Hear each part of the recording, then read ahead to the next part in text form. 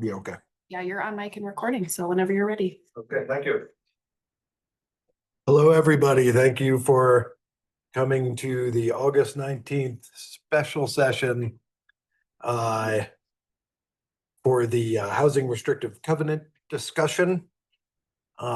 We are just going to jump right in with public comments as this is just a work session and we are not doing a formal meeting. So public comment is reserved for items not slated for a public hearing on the meeting's agenda. If you plan to comment on any item already slated on the public hearing, that actually doesn't apply. If you are here to speak about the housing restricted covenant discussion, that please do. We're going to open that up sooner than later. No council action is taken on public comments at council meetings. We will take into advisement what you guys have to say. And with that, I think we'll just open it for public comment in chambers. Do I have the list? Do you have the list? And I'm just going to go down the list who showed up first, if that's okay. We're going to go Mr. Kent Willis, if you could come on up and give us your comment, give us your name and address for the record. Well, you're first. Okay.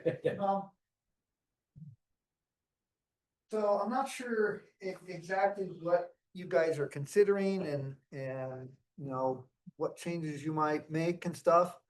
I heard some wild stories. I don't know, can't remember where I heard them, but that sounded like way too much and too much return. And so I've been thinking about this and I was on the council when we created the Pequon neighborhood, and it was our thought and intent that it should be affordable well into the future, so that values would increase. I think that's where we got the 3%. That a homeowner should be entitled to get some appreciation on their property, but if that gets to be too much, then the next person, it's not affordable to the next person, right? And so I heard one of the things that recently happened is that the AMI changed, and so the covenant talks about whichever is less, that the net effect of that, since the AMI went down, and I am not an expert on AMIs, I'm totally confused by AMIs, but I know the letters. So it's basically resulted in a ratcheting down of the appreciation. You know, I could live with, as a citizen, I could live with the greater of, if it's still that 3%, I think it needs to be limited to that 3%, because that's what keeps the original intent of making these affordable. The town spent a lot of money in terms of infrastructure and set up to create that neighborhood, and we still need to make sure that we get the benefit of that into the future.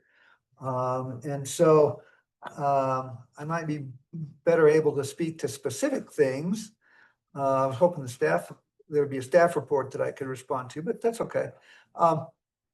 So anyway, I don't know that any of us thought that we had all the answers back in the day when we did this, you know, and things certainly change. But I'm also of the opinion that if it ain't broke, don't fix it.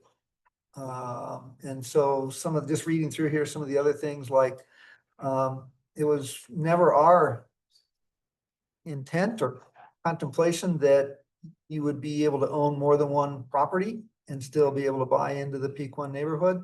You know, that you know, that was something I think we definitely were not in favor of at the time that we did this, again, a few years back. And so again, I don't know exactly what all the council is thinking about, but you know, some of those asset qualifications, asset disqualifications, you know, that it was really intended to be for locals to live here, live and work here. And I think at least the initial round, we were pretty successful with that.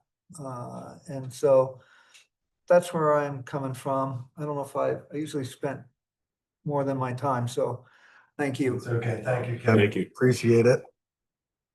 We'll go Mr. Noah Lehman, if you could come on up and state your address and your full name for the record. My name's Noah Lehman. Cool, I prepared a little speech. And I'm in favor of what the Pequot Neighborhood HOA has proposed. 266 Belford Street. Good evening, members of the council, and thank you for giving me the opportunity to speak to you tonight. I'm here as a community member who strongly values what Frisco stands for: growth, resilience, and opportunity. But I also believe we have to have an honest conversation about the future of our de-districted housing and what we're asking our very people who built this community into what it is today. The idea behind de-districted housing is noble: to create attaining housing, to serve as a stepping stone for people who live and work here. But under the current structure, that stepping stone has become a ceiling. With home prices in Frisco averaging nearly $1 million and interest rates beyond our control, it's nearly impossible for current homeowners in the program to make a lateral move, let alone move up. What we can control, however, is the policy that governs the growth and the value of these homes. And right now, we're asking those who bought in early, who invested in Frisco, have contributed to its desirability, to subsidize for the next buyer. That's not a shared sacrifice. That's an unfair burden. It's important to recognize that if we want sustainability in our housing model, it has to work for both the buyer and the coming in and the homeowner trying to grow within the community. We can't build a system that traps people in place and calls it opportunity. That's not sustainability, economically or socially. Sorry. Let me be clear. I support affordable housing, but I do not support a structure that asks me or anyone to sacrifice hard-earned equity in the name of affordability, with the town as a power to design smarter solutions. If the position of this council is to maintain prices in perpetuity without adjusting for inflation, market trends, or the realities of current economic conditions, then I respectfully must say you do not represent my perspective as a community member, and I doubt I'm alone. Groceries cost twice what they did 5 years ago. I think that in an attempt to further our growth for perpetuity, that's a really noble idea. But we have to be concerned about the fact that people can't even make a lateral move. At this point in time, there is no way to move up. So if we're gonna continue on the path of trying to make it affordable for everybody, we do have to take into account the current economic situations that people are addressed with. Cool. That's all I have. Thank you. Thanks, Noah. Thank you. Very good. Mr. Jamie Callahan. Please do state your name and address for the record. Jamie Callahan, 124F Creekside Drive. I'll be very brief. I am always concerned about changing the rules in the middle of the game. I do understand the issues around this, and I appreciate that you're being very transparent about it, but I would hesitate to rush to judgment in either direction. And I just ask everybody to be deliberate and understand that with the recusals and whatnot, this is a difficult position for council. So that's it. Thank you. Thank you.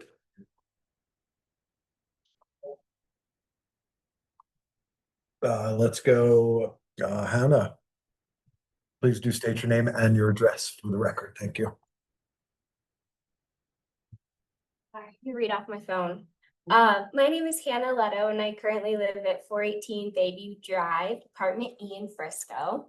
Good afternoon, council. Thank you for the opportunity to comment. I support the town's efforts to make housing attainable for local workers, and I want to present two concerns based on my own experience. The first is geographic ineligibility. I moved to Frisco to work at St. Anthony Summit Hospital. During my second year of employment, a home in Southland Village came up for sale. I was pre-qualified with a lender and ready to buy, but the deed restriction gave priority to employees working directly within town limits. Hospital and middle school employees who provide essential services were ineligible for priority purchase. This seemed counterproductive.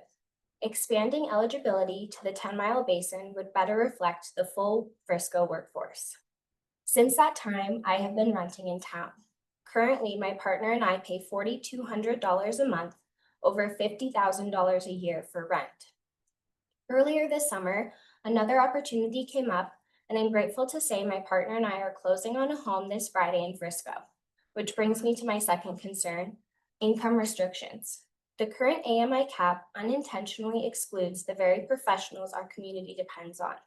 When my partner and I pursued our future home, we couldn't qualify for the mortgage on our own and needed my father to co-sign. At the same time, we were worried our income might be above the 100% AMI cap for the unit. For a 3-person family like ours, the cap is $119,700, effectively limiting each adult to about $59,000 earning potential a year. Families who earn just above the cap still cannot afford market rate housing, and with Frisco's high rental prices consuming nearly an entire income, they are forced to keep renting instead of building wealth through home ownership. I've lived this myself. Paying 42% of our combined income in rent made it nearly impossible to save for a down payment. Looking ahead, I also worry that when I eventually sell my home, the combination of the workforce requirement, the AMI cap, and the price of nearly $500,000 for 950 square feet will leave a small pool of eligible buyers. This ultimately undermines the purpose of workforce housing and the program's long-term stability. Working for a local community should be enough to qualify for a workforce home. The town should not dictate how much a family can earn in order to live here.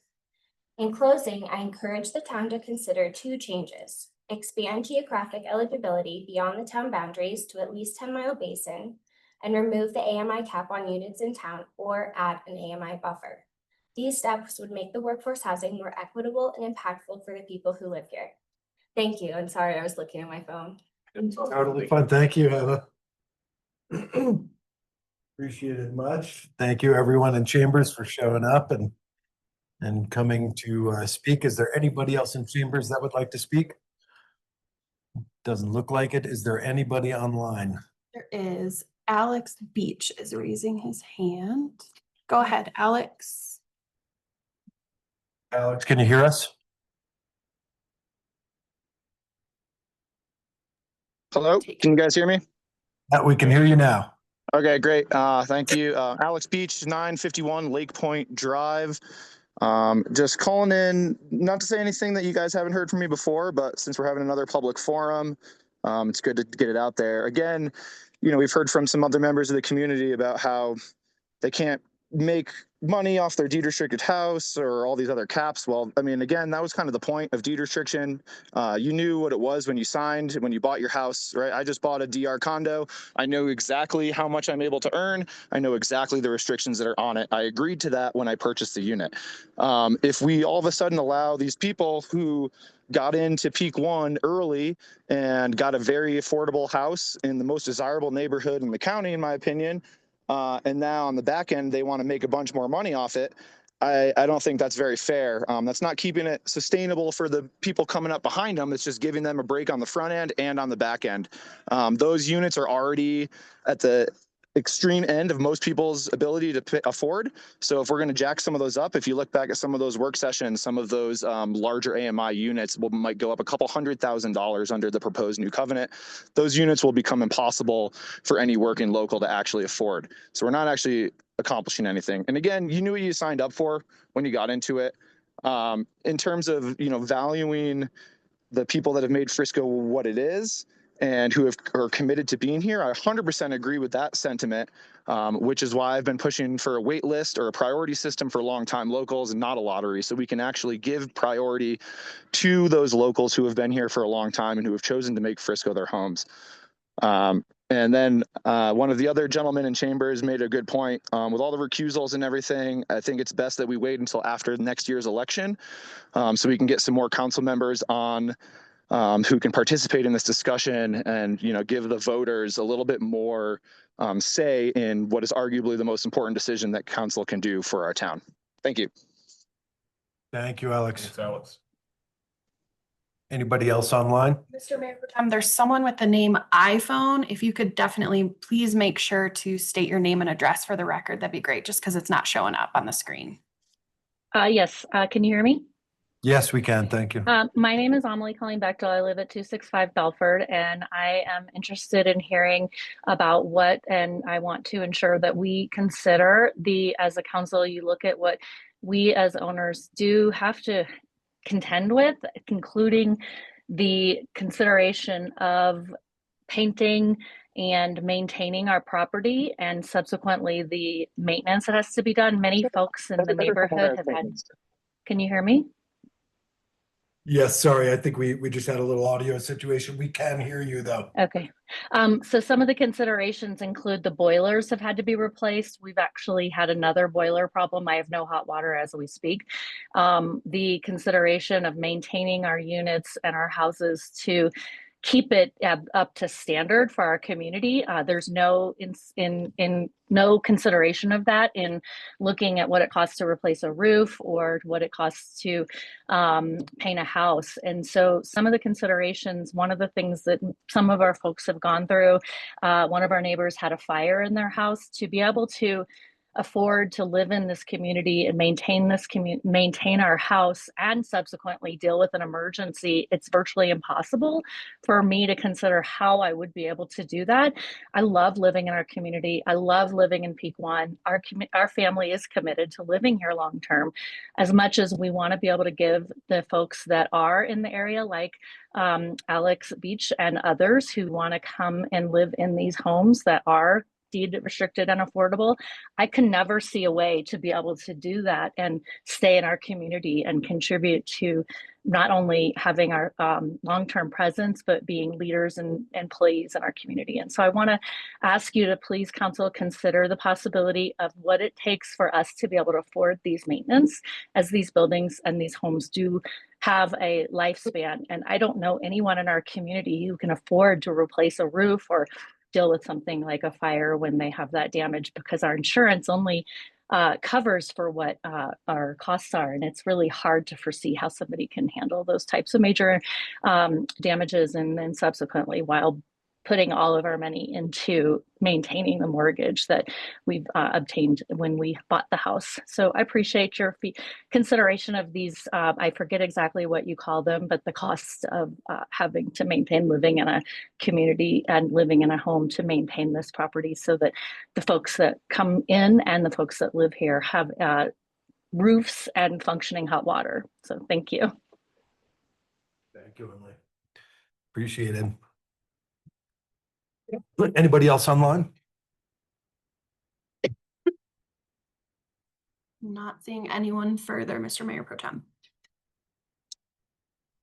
Okay, thank you. With that, we will close public comment. Thank you, everyone, for showing up and saying something. I would like to add that you should have in your inboxes, if not already, you will by tomorrow.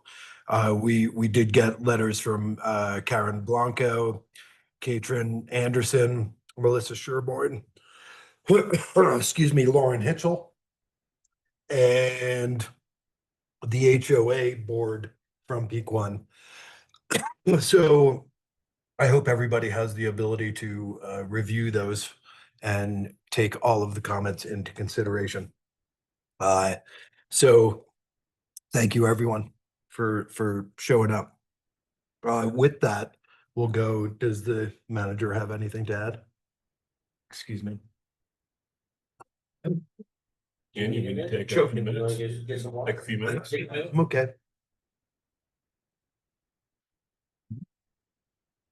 Thank you. All right, well, with that, we will open up the work session with agenda item number 1, the housing restrictive covenant discussion. To give, I think, a little background, if that's okay. Sure. Here you go. Come on up. I don't actually know what you want from me tonight, so I didn't get the emails that you got. I didn't know we had to set up a public comment, which thank you for those of you who came. It's good to hear. So you just tell me what you want from me here. Okay. I think just the first sort of overview was we started looking at this when Peak One residents came in and said, there is an issue here. This seems to be broken. Would you take a look at it? And thank you. That is what we've done. We've taken up the issue. We're looking at the minutia of this issue. It wasn't necessarily what was considered broken, all of the issues, say for the 2019 opt-in covenant or the original covenant that you guys live under initially. We do have to say that with the recusals that we've had and just the position of the 4 that are left, we are 2-2 on the main discussion, which was it was the verbiage of either lesser than or greater than for AMI value or the 3% appreciation. We can't say that, you know, I think for leftover previously was we had another council member who had to recuse since then. And so since that point, I'd say it wouldn't be fair to say that council has taken this position that way, right? Which was we were 3-2, now we're 2-2. And so with that, we've gone into all of the potential changes of all of the different areas. Everyone actually touched on a little something on each item, which is good.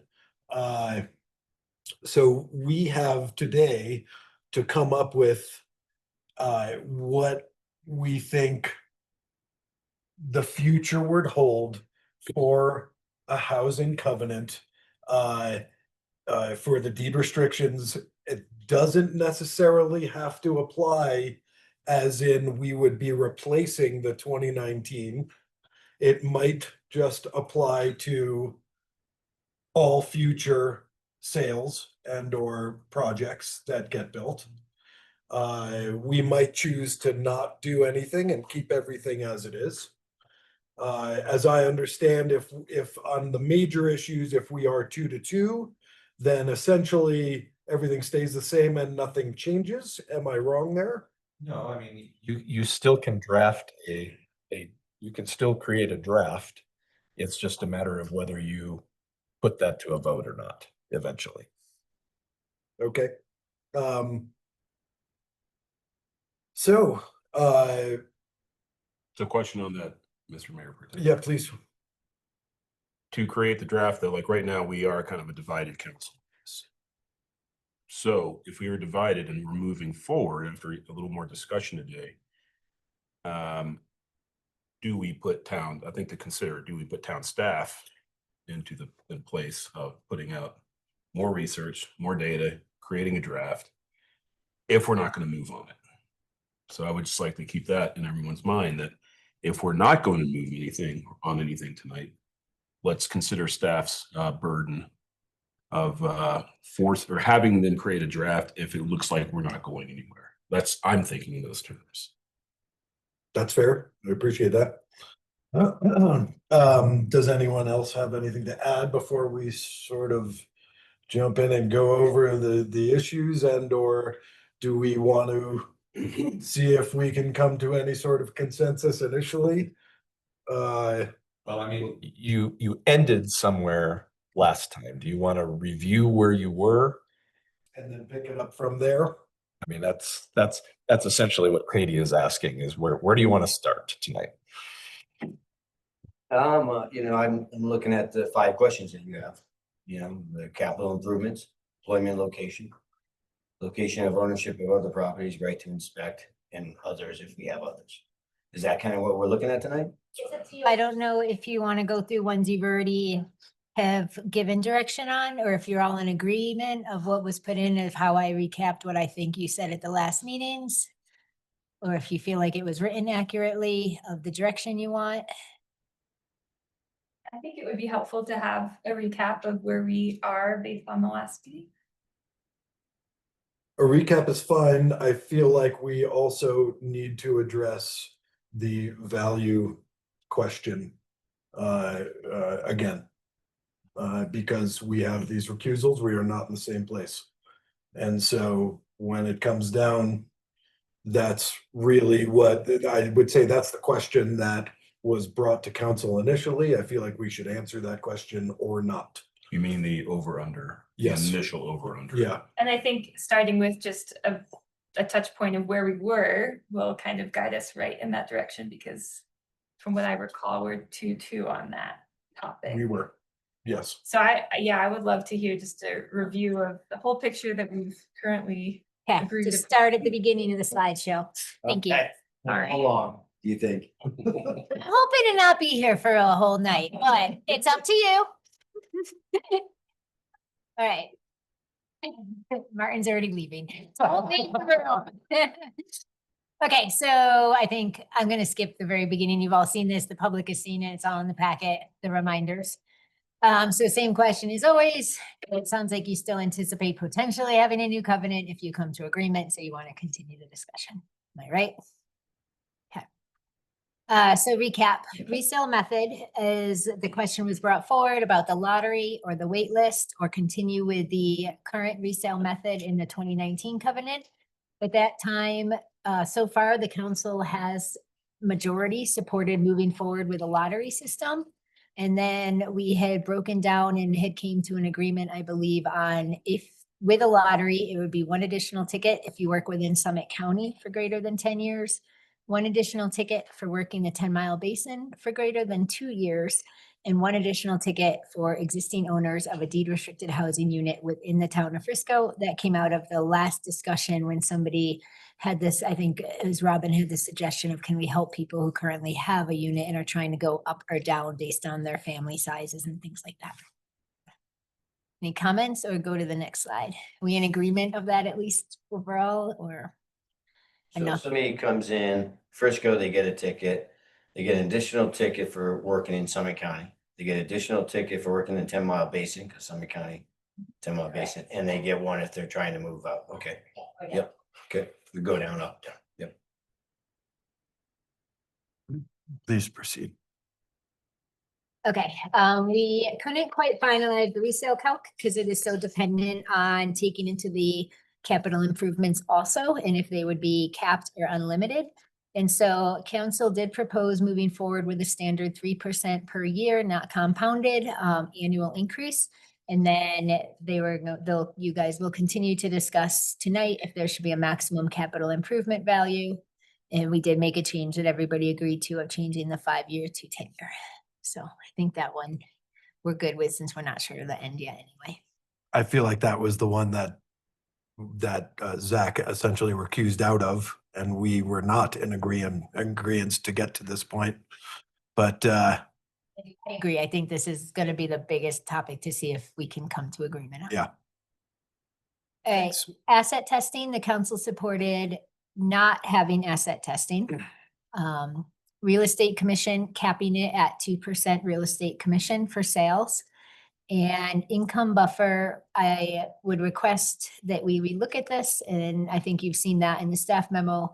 That is because the council supported moving forward with no income buffer at the initial sale, but then add a 20% after 30 days. That works really great right now, except if we have a lottery, then how do you increase the buffer after 30 days, assuming you have someone who enters the lottery? It kind of contradicts itself. So that one you may want to relook at that if we go with the lottery. You could just have an income buffer if you wanted to, reflecting on the public comments you had. I'm not saying you can't have an income buffer, but that 30 days could be a problem. The initial purchase price, we're going to propose a new initial purchase price based on examples given you from other developments in the county. And I think you gave a nod of approval to proposing that. That's a lot easier than our current convoluted method that we struggle with. And then ownership of other property. Council did support moving forward with a buyer being limited to a maximum of one other property they can own. And after purchase, an owner may hold interest in unlimited other property ownership. So the direction we have right now is you can qualify to buy even if you own a property somewhere. And after you buy, you can continue to live there even if you own as many properties, unlimited property. We do need to confirm if there's going to be a limitation to your other property ownership in the geographic area. If you can own numerous properties in the town versus the county versus the state, there are different opinions, and we didn't come to a direction on that one. Hey, Katie, on that one, when it says you can hold interest in other property ownership, does that mean, you know, I was kind of looking at it, I was reading it today and stuff. It's like, oh, if you're a group and you own a bunch of houses, is this that kind of thing, or is that initially they can own any property, but it's solely their own the property? Direction given was you can own a property by yourself, and it was okay. As many as many. After you purchase as many, you can only own one other property when you buy. Yeah, the way I was kind of reading that, and I think that's the way, you know.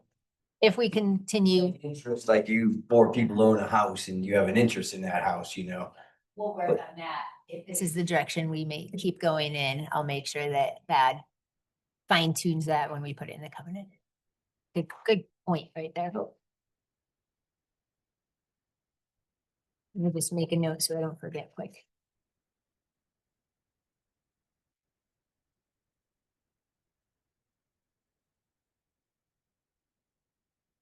Okay. And we talked about employment, and that was brought up. Does the council want to keep what we have or change it? We have trouble as staff determining what qualifies for people who work remotely, for people who have different terms of retiring or not working anymore and different things. But the direction received from council was to keep the existing definition as it is. And then just to reiterate, staff will need to discuss enforcement because we haven't felt like we had clear backing on if we enforce somebody in violation with this. So we have not done enforcement to date. So if we have a new covenant with new language, we also want to make sure the council supports us enforcing any violations of it. Okay, so capital improvements is first. That ties to your point, Andy. I'll kind of put that one on first as far as maybe the biggest topic to discuss right now. So you all read the list already. I'm just going to jump ahead. Okay, so you have options right now, as you know, of the resale. As of right now, if you continue to look at it with 3% a year, then we expect and anticipate qualifying capital improvements would be used. I think no one was against having that, and everyone recognizes the importance of it. The question is to what extent. Some people wanted unlimited. I believe the Peak One neighborhood has requested unlimited. And then most jurisdictions, however, have a cap. And so it's really up for, I know the last meeting, you were all asked to come back and have feedback for what you want since no one quite knew. So I'll pass it back to you. We want to discuss this point now then? Is that how we're gonna do it? Okay. I guess before we jump into this, I know that the big thing that we're divided on is the 3% or AMI. So I'm curious if it would make sense to start there, because I feel like if we can't move past that, the rest That makes is- everything else move if we don't agree. then we might don't need to have- think about waiting till we have more folks. Yeah, What do we think? I'd agree with I that. agree with that. I think it's the most important aspect of this whole thing. It's the reason why they came forward. And we should sort of answer that question straight away before we go diving into everything else and getting further down the road. So I would agree there. With that, I am still in the position that I was before, personally. which was, I was willing to make the change of 3% or AMI instead of whichever is lesser, whichever is greater. And that based off of a number of things, sort of as Kent was saying, I don't want to see these people having a huge windfall or that sort of thing. It is not a windfall. We've determined that there may be 4 houses in all of Peak One that are at the 160 level that had a bigger gain in equity there, but still not a deal breaker if a 160 family is trying to buy that unit. So that was where I was. We'll get to QCIs after this. Robin, Martin, Dan, anybody? Well, I see your point. You just want to do that one thing, but we're looking at a whole new covenant, and I think we all discussed that the AMI chart is not something we can rely on and stuff. So, I know we're looking at, one thing they want to address, but what do we want to see in the future of resale calculations? I think that's what we're looking at. What do we want to see? Do we want to be bouncing back and forth all the time when the AMI chart changes, and we change it to the less and then it goes the opposite way? We're going to be right back in this situation. So I'm looking at this as being a new covenant, not fixing the old one. Just looking at where we're spending our time trying to, I thought, get away from the AMI chart. So we're not in this predicament every time the economy changes, the interest rates change and stuff like that. So, if it was easy as just changing that one thing, we should have just changed that one thing up like a year ago, but everything else came in line because of calculations of insurance and interest rates and all that, which is beyond us. And which reflects the prices, So I think if we go back and just change that one thing to greater or lesser than, it's not fixing the problem.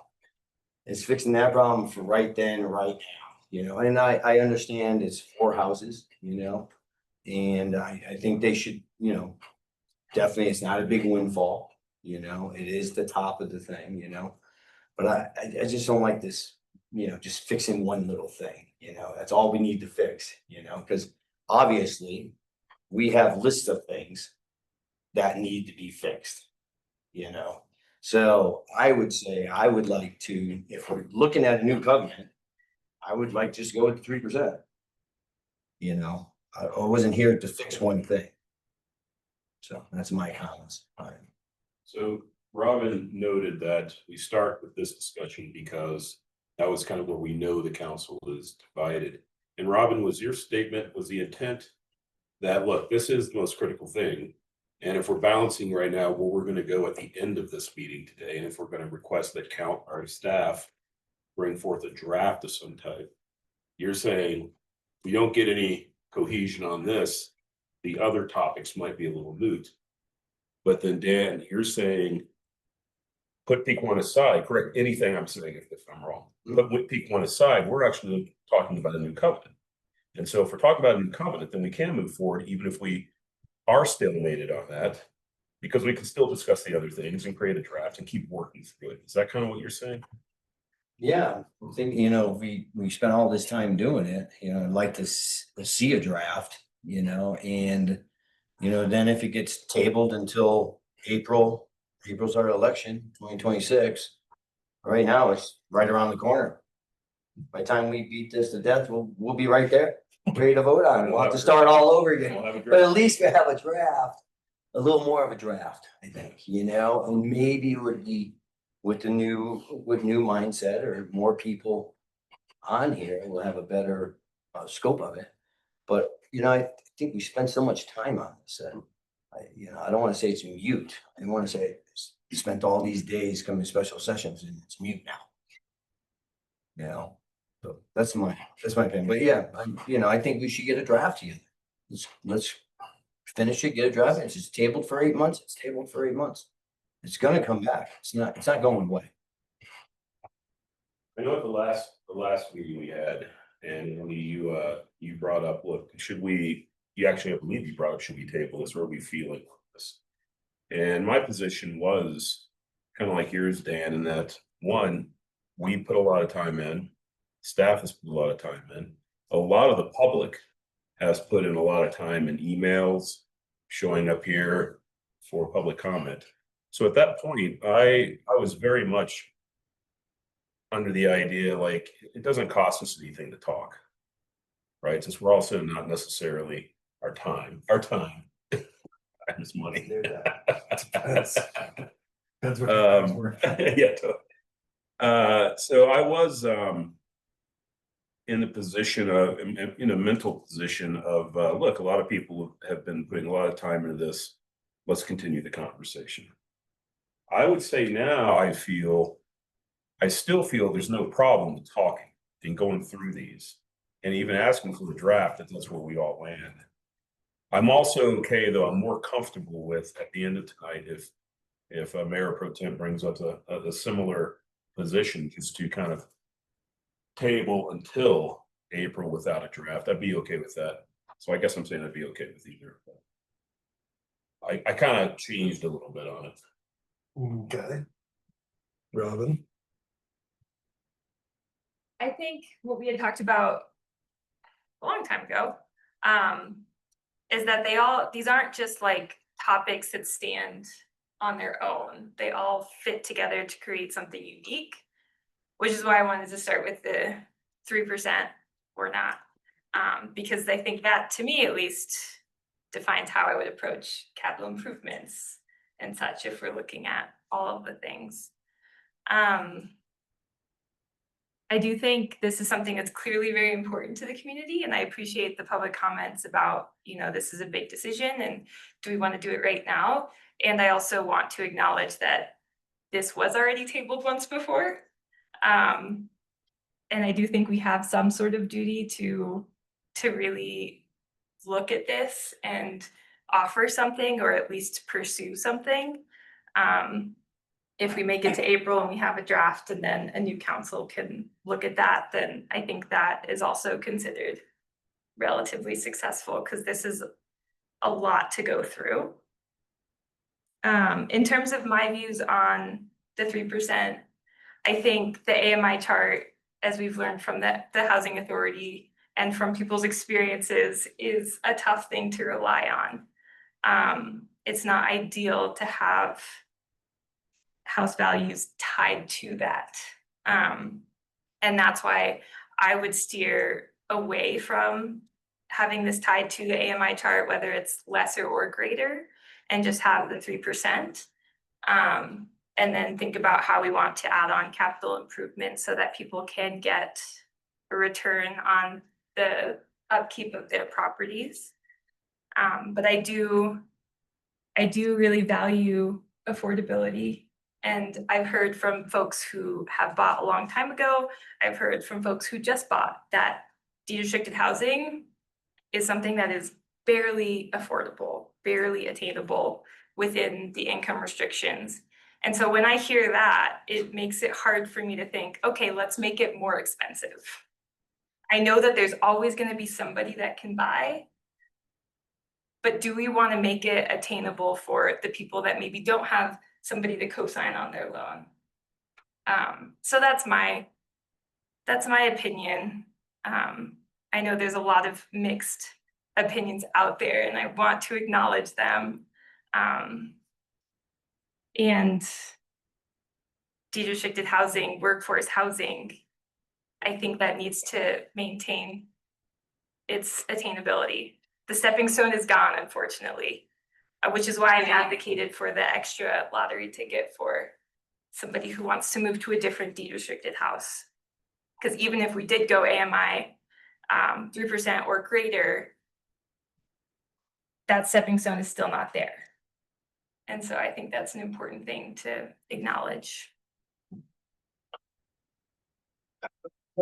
On that point, will the AMI scale ever get raised? I would venture to say no. And obviously it could change and whatever, and, you know, but the idea of lowering the AMI scale was to keep it more affordable for all the new stuff they have coming online, right? They're not gonna start raising the AMI. And at this point, being, It actually got raised this year. it got raised. Yes. It got raised most years. Yeah, the AMI comes out based on HUD national standards, so it will. All right, most then I'm likely- wrong there, then that's fine. Yeah, are these things broken? You know, that's one of the main question. Yes, we've been looking at each of these items and all. That doesn't say whether or not we agree with where they're at. It doesn't say whether or not it's broken. You know, the what was potentially broken was that being stuck to the AMI going down ends up undervaluing or devaluing your unit. Going greater than, as the AMI schedule climbs for units that, especially were older, started at a much lower value. And the value of brand new units now is exorbitant comparatively, you know, and so attaching the greater than to the AMI is still not putting it anywhere near the new unit values at this point. You know, that's what Well, I've if we seen. did the graded, sorry, if we did the graded, then that is making it the same price as the new units, if I understand this correctly. Well, that really depends on, It does. okay, that's fair. You know, which is where the market's at. And that's the bottom line. It's where the market's at. Either we're holding everyone back from that to just keep it cheap for perpetuity, and that was kind of that original thing, or we'll be, you know, we'll be competitive with the rest of it. I also, oh, sorry. Yeah, go ahead. I also just want to define like, what is broken? It might work for somebody, it might not work for somebody else. And I don't want to think of the 2019 covenant as broken, but what I hear is that the community wants another option. And by adopting this new covenant, we're not getting rid of anybody who's on the 2019 covenant. They can still opt into that if they would like. From what I understand, what we've discussed in the past, and please correct me if I'm wrong, we're deciding between a 3% that's not capped by the AMI chart, or a 3% or the AMI chart, whichever is greater. Is that correct? So then by saying just the 3%, that's already going to fix the problem of devaluing somebody's house, because they won't be capped by the AMI chart. They can still gain their 3% and whatever capital improvements they want to put on top of that. Is that? That is correct, yeah. That is what moving to a 3% will affect. So that's where I see, like, we're not maybe giving them everything, but that's something significant. And then I know we also just discussed multiple properties and wanting people to be able to grow financially outside of the county. And so I was in support of that because I don't want to hold people back, but I do want to keep this housing attainable. Yeah. There's a lot going on, isn't there? That's why it's all attached. I would say this, on this position, you know, I think we've all been putting a lot of thought into this, and we've all been hearing from a lot of constituents, of course. I think what's interesting to me is some of the constituents I hear from that actually are not connected to deed restriction housing, but are still residents, but feel they were, you know, they made a decision at a certain time when they were younger, like many people did in town and in the county, to maybe buy something smaller, a small condo versus a, you know, standalone home. And then they've had a considerable market adjustment on that.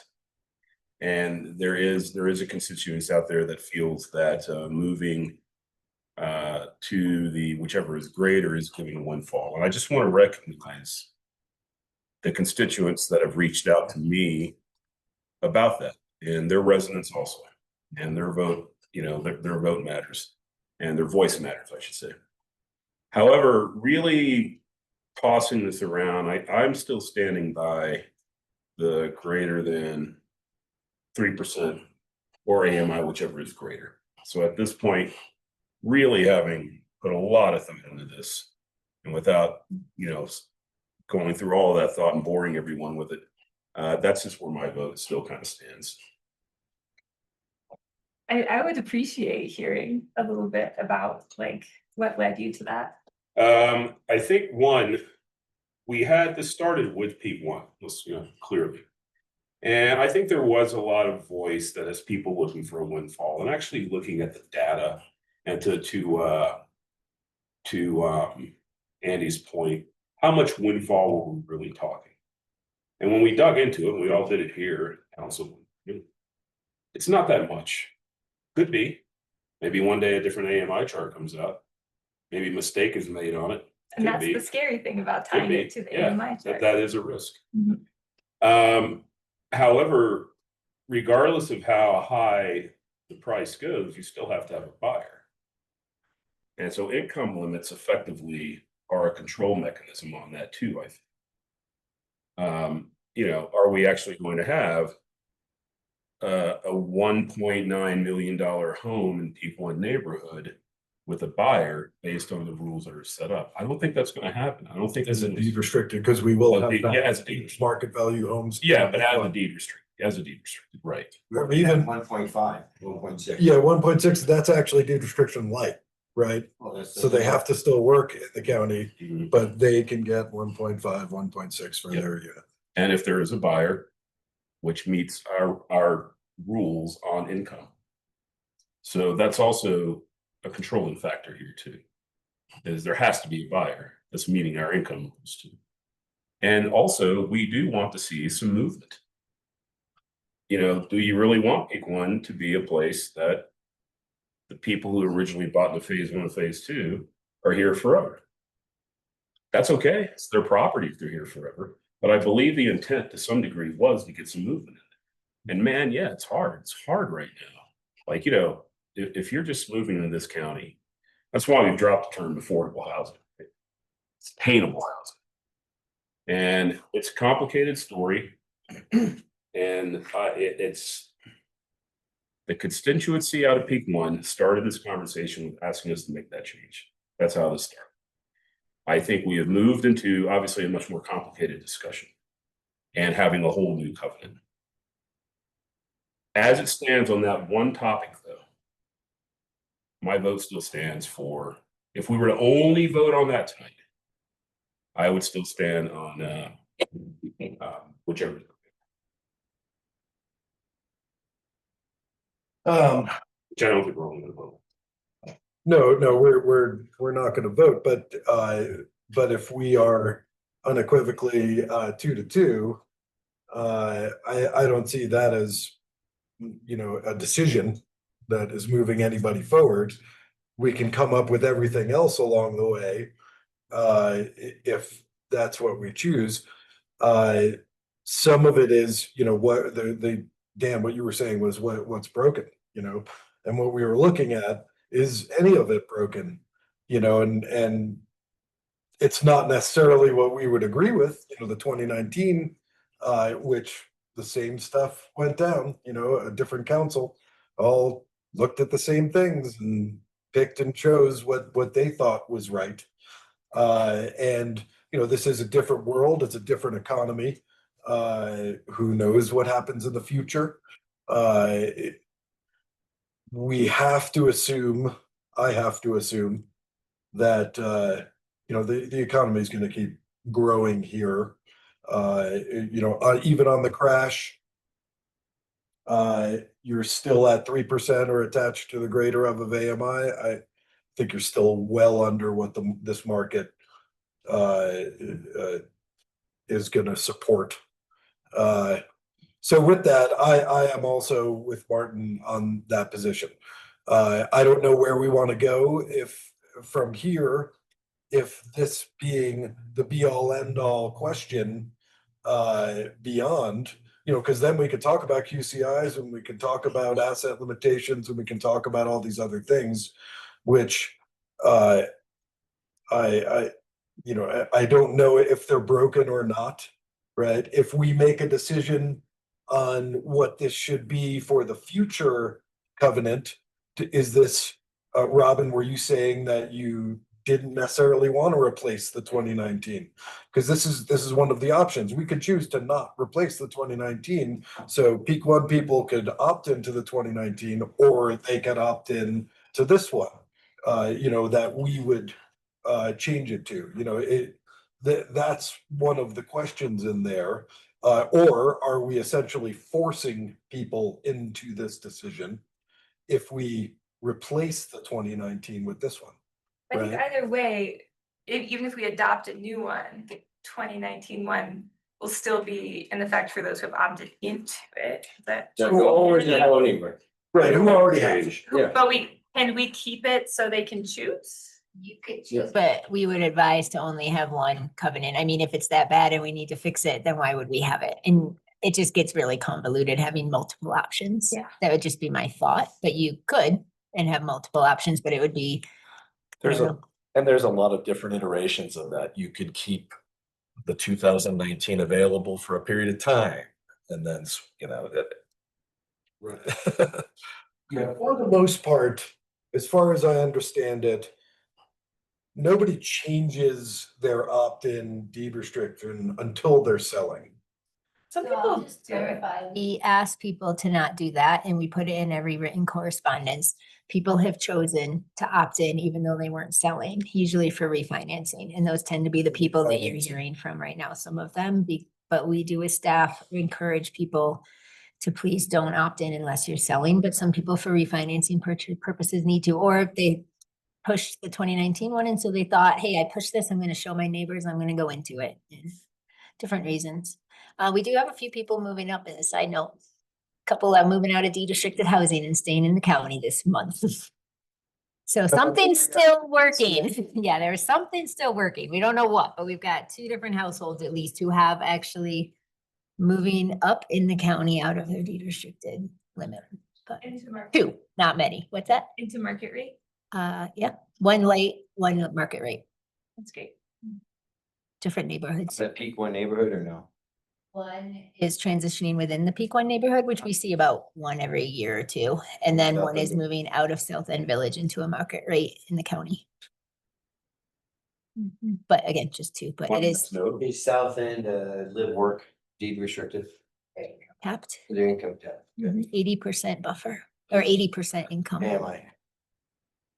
Definitely, there's really good, and that is just the unfortunate situation that wage inflation in this county is not keeping up with regular inflation, and that's really something we can't control, but that's really what is really pulling us, that's the anchor we're trying to battle.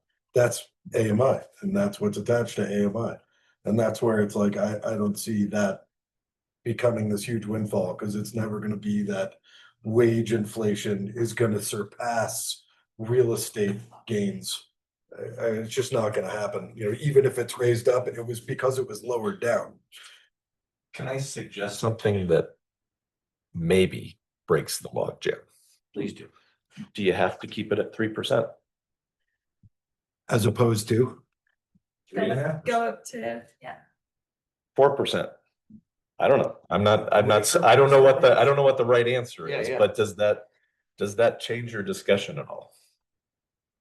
it could, I don't know that.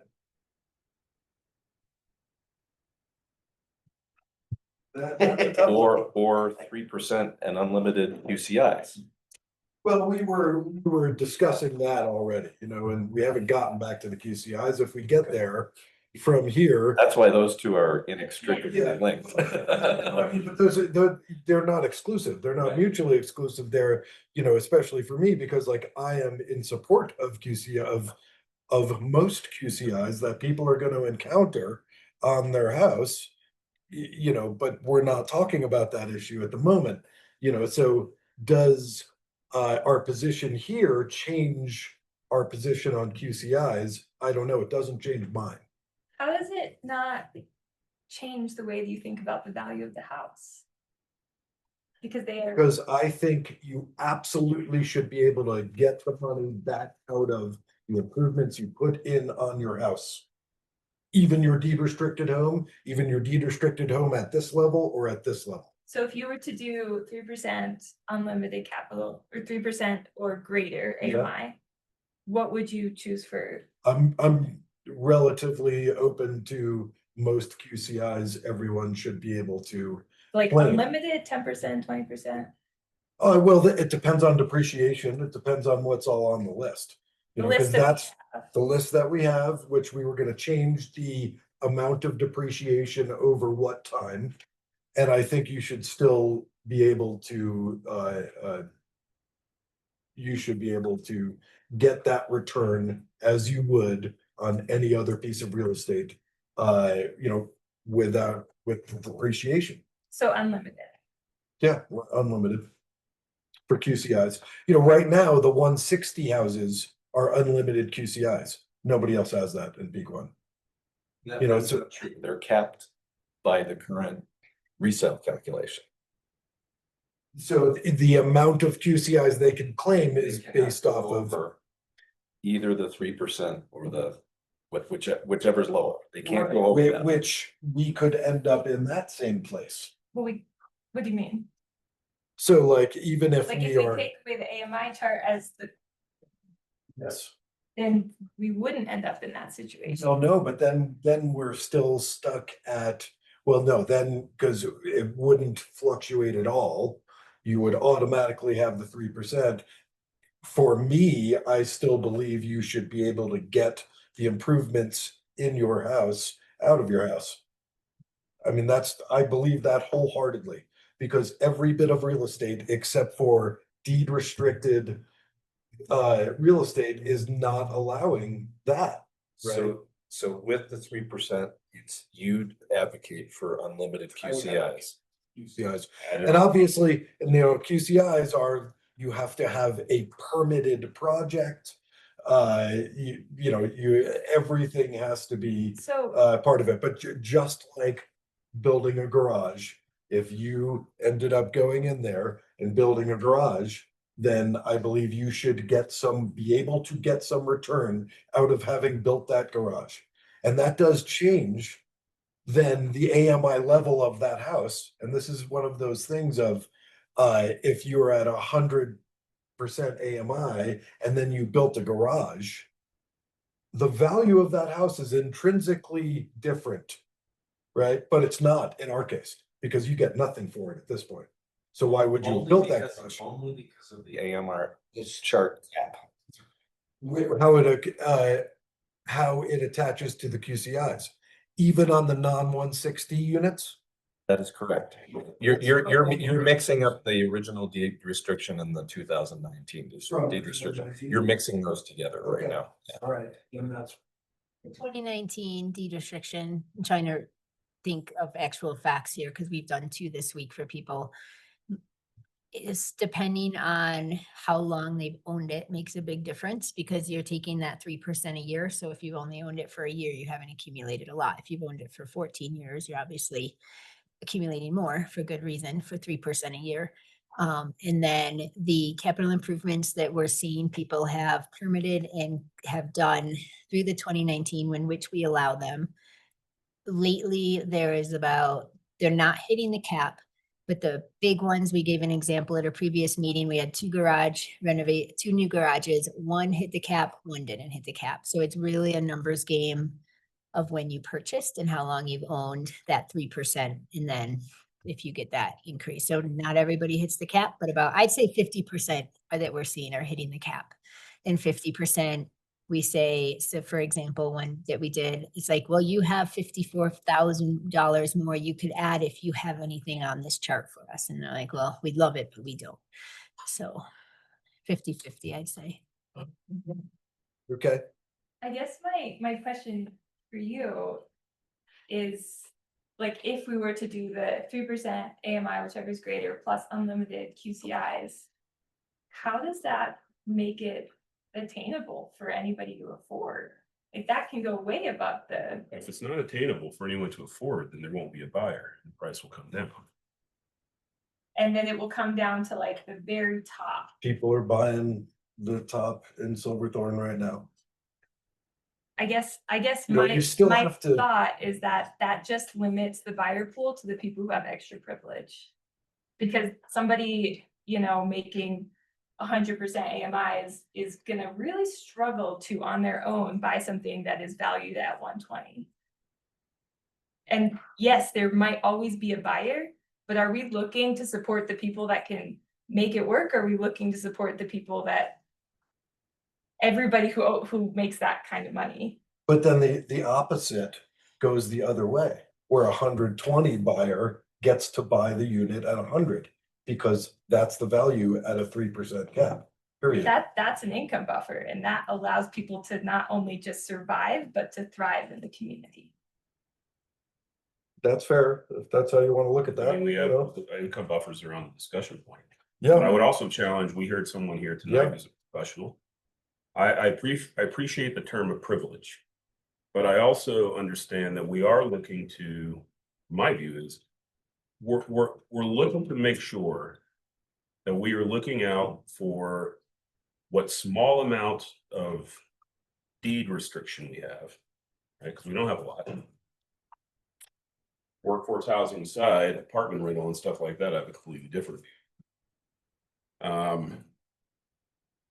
The idea that this person might somehow make 10,000 more than this person. What is that privilege, or is that person just has a different situation in their life? It's not necessarily privilege, they just have a different job, but they're still within the zone of being able to purchase it. So why should they be inhibited from purchasing? I hear what you're saying. I think that's like, if it's all within the parameters. Yeah. But if we like take off all the parameters and say this house can be worth, you know, way higher than what it's meant to be worth, just because people took really good care of it, which has value, it's definitely something. Then we're limiting the buyer pool to really a specific person who can make that work. And I think that, I guess that's like where my mind keeps going of like, do we want this to be available to, you know, the people that might have somebody to co-sign on a mortgage? Or do we want it to be available to the people that really don't have options like that? And I think that's, you know, the perspective I have. I see a lot of these people who are kind of like struggling to survive. Like, that is, living here is their dream. They're doing everything they can. They don't have family that can co-sign. And we hear from the people who've lived here, who own deed restricted housing, that they can barely afford it based on their income. They need a co-signer.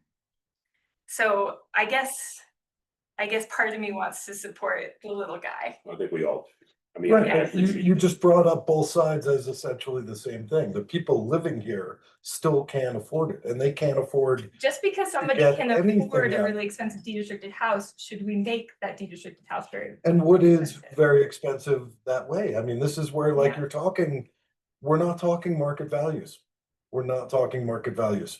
I know. You know, we're talking value of items for QCIs, right? That everyone else in the world with real estate gets paid back for. And In that's, there, you know, and that is one of those things. And otherwise, we are asking the people who live there to subsidize that for the future people. And it is that, you know, and if we don't change anything, then we're not asking them to subsidize anything for anybody. Because they know what they signed up for. If we don't change that, then they get what they get and they know what they can get. If we change it right now, based off of what we think is gonna be the future for the people coming in, you know, that just, it changes the opportunity entirely for where they're at. I know one thing that I've been Does thinking that not make about. sense? it does make sense, but I still just have a hard time agreeing, but I appreciate you. Well, that's fair. You don't have to agree. I mean, that's the One whole thing thing. I- That's why we're here at the moment. You know, I mean, I'm telling you where I'm at, he's telling you where he's at. And if we don't agree, we don't agree. But the bottom line is, if we are 2-2, I don't think we should be making any changes to any of these things. Because we don't have consensus of a council. But I think being 2-2 is kind of a beautiful thing, as frustrating as it is, because it makes us really pull it apart. And like what Tom said, like maybe we do need to look at 3.5%, because that does change the value. Changing significantly. percentage definitely changes the That calculation. absolutely does. We hadn't considered that. You know, and I have heard from past council members that weren't interested in that, right? I would tell you there are homeowners that potentially could be interested in that. You know, so that's a possibility too, you know. I mean, I think anything that increases the value will be of interest to homeowners.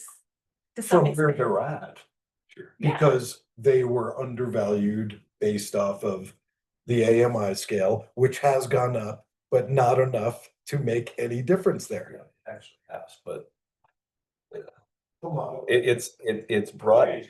Yeah, because like this is new information We that we presented have this not- information 2 meetings ago. where the Yes, we did. AMI Yes. scale has gone up, and we talked about those levels. Well, 100%, we know the AMI scale has gone up. That's one of the reasons we're here. I believe, though, when we were looking at the suggestions of windfall, the calculations turn out to be pretty small as far as what all the ones I saw. It Well, looks all like the- Katie's ready to blast all Whoa. the numbers. I think you have, I think windfall is a judgment term, right? And you'd have to define that. No one's saying that. I mean, I understand that that's a perception. Yeah, But- that's a perception, just windfall of, you know, I mean, even as we're discussing this, it's like, we're not talking market values. And we're still talking within the realm of affordable housing, which we don't call it that anymore because it's no longer affordable, you know, so that right there kind of, you know, says it. Still a value that hits the table. Yeah, That's very fair. right. Yeah, I think to Robin's point about looking out for the small guy, right? I mean, that's something. Who's the small guy? That's the issue I have trouble narrowing in on, because one of the other things around these other topics we're talking about is I'm certainly attuned to listening to the constituency out there and the current residents, but I'm also thinking we have to remind ourselves we're possibly creating for something for people who have no idea they're going to come today. That's probably going to be the small, as far as, and that's what but at the end of the day, right, there's no free lunch. Someone's going to subsidize something. If we want to start pushing that window to the small guy down, we have to figure out, where does the subsidization come from? I guess I am struggling with this idea of like the current owners subsidizing for the new owners. Because the way that I see it is the town of Frisco subsidized the Pequot neighborhood, for instance. And the people who bought in benefited from having probably a great interest-free, low mortgage, living there in this wonderful community for a long time. They knew exactly what they were signing up for. So how they're not getting less than what they were told they were going to get. That's true. So then how is that And- subsidizing? Because then the new owner comes in and they're also not going to be able to grow significantly past, because they know what they signed up That's for. where I'm stuck, because Rob, if you talk about what's the real goal here then? Is our goal right now to open up a window for more people? Because we all are very frustrated with the idea that a lot of this housing is expensive. It's very expensive, right? It's just not market value. So what are we really looking at? Are we looking to open that window? Is that kind of what you're looking to do, is try to figure out mechanisms to bring in the little guy? Because I'm not sure, like, if we did nothing right now, the little guy is no better off. Right? If we did nothing, right, as opposed to, in other words, it's still unattainable right now for a lot of people if we do nothing. That's my point. So if our decision is to have either or whichever is higher, that's going to benefit certain people. There's no question about it. Any decision is going to benefit some people and not benefit others. Always. Yeah, always. So does that benefit is that benefit so large that it narrows that window on the bottom end?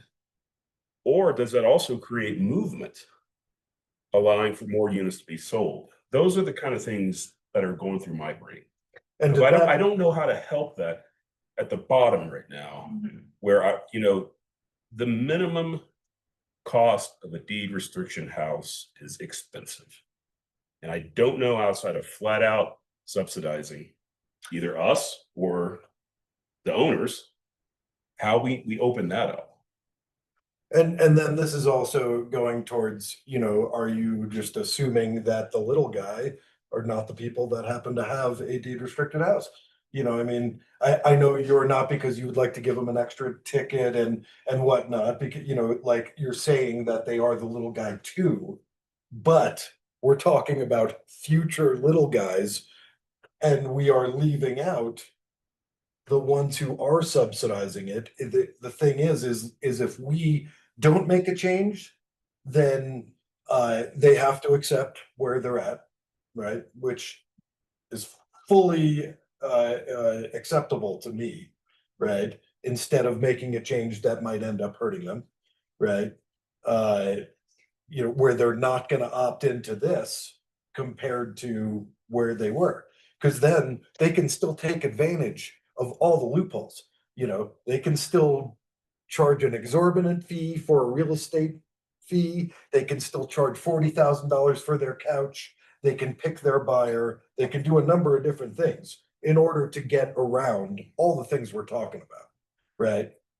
Which it's like, so we were then trying to close this loophole, which is going to pigeonhole some people, and the little guy is the one that's going to get hurt there the most, who are existing little guys. I'm like a little tiny bit lost, but It's confusing. appreciate. I see that the Dan Kibbe 6,000 brain over there. Oh, I'd like to hear some input from Dan. As somebody who's been through the 2008 market crash, there's gonna be adjustment. These people paying $4 million for a townhome, this and that, it always comes around and adjusts, Who's looking out for those guys? where does It's like they bought their $4 million house and now the market crashes $3 million. Remember, because my townhome in 2008 went from 400 to 280. I lost all my capital improvements right there. Couldn't sell it, lost it all. Nobody came here and, so. It's never guaranteed. So, yeah, it's never guaranteed. So, Never guaranteed. I signed the contract, I signed the mortgage. I have to keep with it or I lose $120,000, So, as we're fighting just for deed restricted, what the people on the regular market, there's no. Look at, the 2008 crash, right? So you bought here, it crashed, and then where'd it go? Well, And then when it crashes again, where does it crash to? But the And deed then where restricted does it go? stay the same. If- They stay at 3%, Yes, they they never do. go past their amount. They do. Mine could go past the amount that I bought it for. So if I bought it right now for 1 million, if it goes down to 800, I lost $200,000. So you can't, Which is still the deed restrictions don't lose it. Deed restrictions don't lose it. So they don't lose it. So, we're protecting them already in the housing crash market. But nobody's protecting the people, I think Dan, to the point that's actually shared by a fair amount of people, and like I mentioned earlier, some of the constituencies that reached out to me that's not in deed restriction.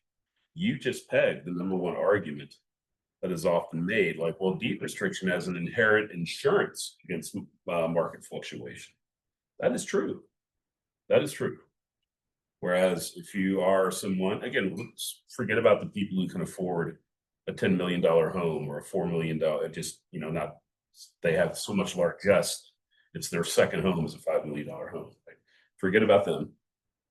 What about people that, and I'm just saying, this is a good point, that the people who have bought in the market, and a lot of people who bought in the market homes that took a lot smaller place than they could have gotten when Peak One was first built. And I just want to bring up, that's a good point, Kibbe, and it's hard for me not to agree with that reality. You guys were approaching a compromise. Well, Where are we? But along with that, I need to remind that what caused the problem that a suggested solution was brought to the council in the first place was the fluctuation of the AMI chart. So any solution that can, besides using it as a cap perhaps, that uses the AMI chart is going to continue to have that problem. That's whether it's the upper side or the lower side. And then.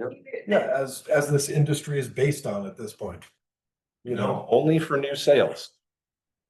Most of the deed restricted product in the county does not tie resales to the AMI chart for that reason, because it fluctuates.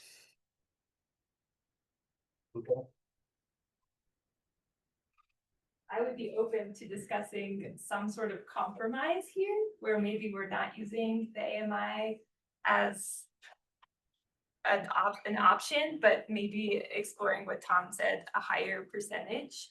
If we feel that peak one, or, because we're really not just talking about peak one here. If we feel like any of our deed restricted houses in this town are not valued high enough, then I think the best way to approach that would be questioning the 3%. You could question the percentage. You can even question it. Right now it's non-compounding. You could go to compounding. So we could go to what they bought it at too, not the original sale price. We could go to the sale price of what they bought, because right now it goes. No, it goes back to the original one? No, it resets with the new. Oh, it new resets. sale. Okay. Okay. I mean, without doing, I need a little time. As though we haven't spent enough time on this.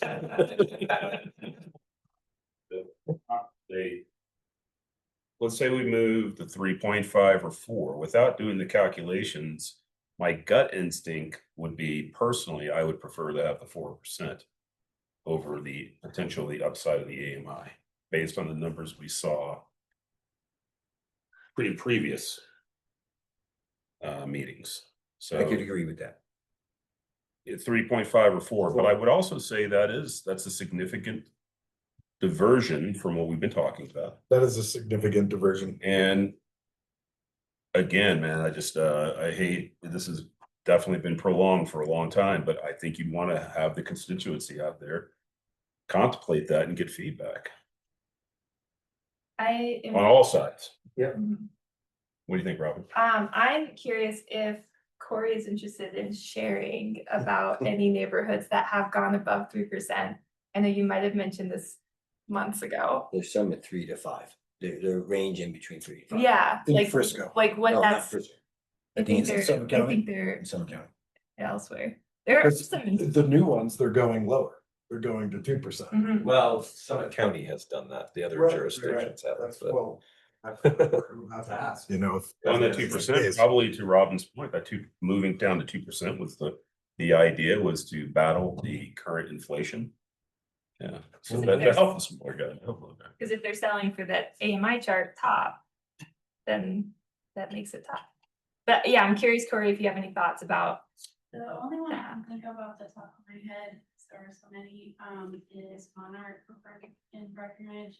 It does have a 5%, but it was also in model, so it doesn't fit this discussion. I don't know of any that are at 3.5 or 4. It seems to be 2 or 3, or have some limiting factor besides just the. And those are older. I mean, I would say, I would add to that, and this is totally off the top of my head, so don't take it as gospel, but generally real estate investment across the country has gained at an average of 4% over long periods of time. You get out in Now, some there's markets like ours that are anomalies around that, right? But that's probably where lower than 4% has come from over time with these types of deed restricted products, because it controls the price a little bit more than the average. But again, I how about 3.3? I mean,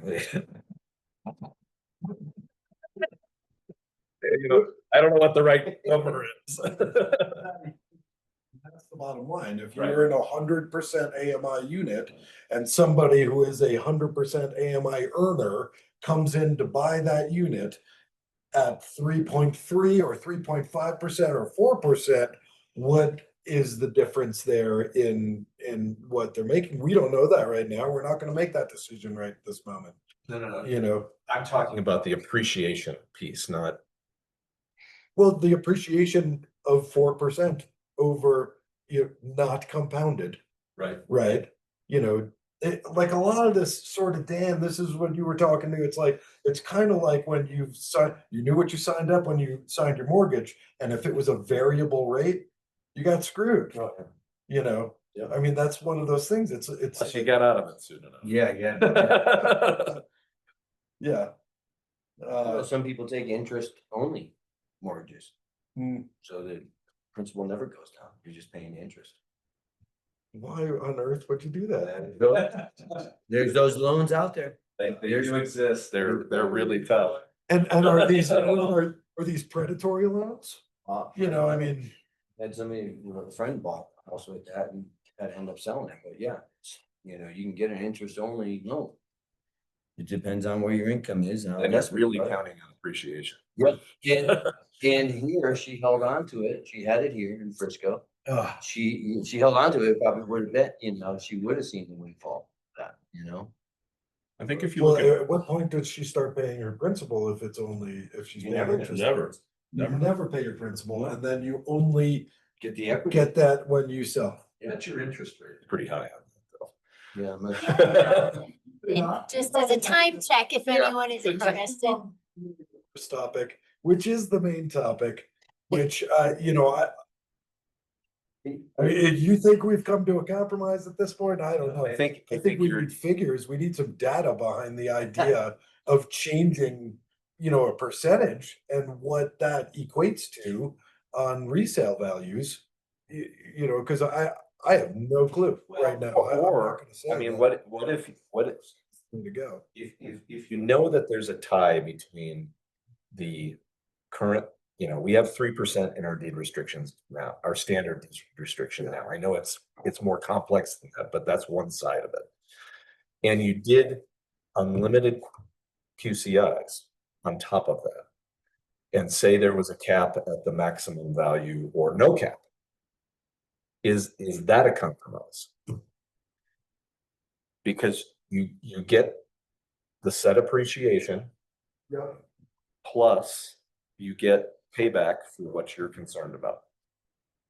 Yeah, so now here's the thing is my understanding, what you're telling me is not quite the case. There is a separation between the higher AMI value units, especially in peak one, that do. Only in the original peak one deed restriction. And if and so this is the thing, like, are we replacing the 2019 in order to only give them the option of opting into this or staying with their original, right? Where they would end And up like I taking said, advantage of the loopholes. There's unlimited options for you on implementation also. I mean, it's not unlimited, but there's several options available to you on how it's implemented.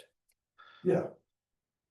Are we fixing something that's not broken? Are we fixing something that's broken? Are we actually giving anybody something that they Well, the want? original- Are we just making it what we want for the future? The original question that was posed to the council was that there was a problem, which is that the AMI chart tie to resale value was problematic. Well, that wasn't how it was posed. It was. Exactly how it was No, it posed. was posed to the lesser of, because it was tied to. But the lesser of has a tie to the AMI chart. Yeah. Yeah. Right, yeah, but that's different. And the reason that what caused the problem is that the AMI chart went down in value, and that can happen again. Yes, absolutely. And obviously it can go up at all. To what level and to what differences are we talking about? Everybody talks about like these are massive differences, which they are not. I mean, that's Well, just I the think case. it's gonna vary. you know, to 30 to the 80 to the 100. And it's just not all, everybody's not getting the same. And based You on know, where because the 3% on everything is on a bigger amount is more, so. Well, yeah, because. So you- the you bought it 350 is 100%. definitely, the 350 ones or that are gonna be a lesser, they're not the problem. You know, The they're, 160. yeah, the yeah. 160 is, Right. you know. I also just want to pose the question of what happens if we change something and all of a sudden the, you know, the price of these properties goes up like crazy over time. And yeah, maybe it would just be like, you know, limited organically by the buyer, how much the houses would go for, or the town is gonna have to buy down these units. That to me, something we should maybe try to avoid to keep it relatively attainable. I like the idea of a conversation, a further conversation about maybe a different percentage. All right, if we are not moving off 3%, I'm still on my position with whichever is greater. I like the idea of not making that decision in the next 3 hours. We're gonna go 3 hours more. Yeah. Maybe then again, if we commit to that idea that we are open to that compromise and discussion. And I could be completely off on this, maybe that allows us, and I hate to do it, but allows us to kick that can just a little down the road, a little more. That's where I'm at right now. So I'm open to that compromise. Katie's biting the nail. You're gonna kick your can down the road. I just have to add one more column and say 4%. It's not that hard. Katie, do you have any opinion about that? 3.25, 3.5. You can get the details. off the bat, because you've dealt with these numbers so much that if we did change it to, let's say 4%, are we looking at a significant increase? Are we looking something that actually would also take something away from the little guy that, you know, that we're looking out for?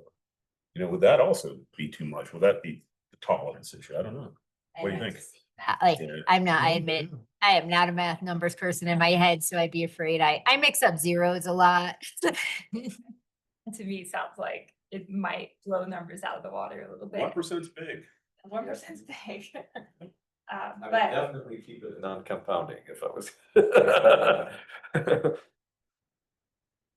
I'd be open to exploring options if that would help us all get on the same page, because I think we all represent people in our community and we all have views that matter.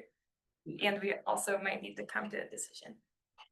You know, for me, this is not one I've discussed with any constituency.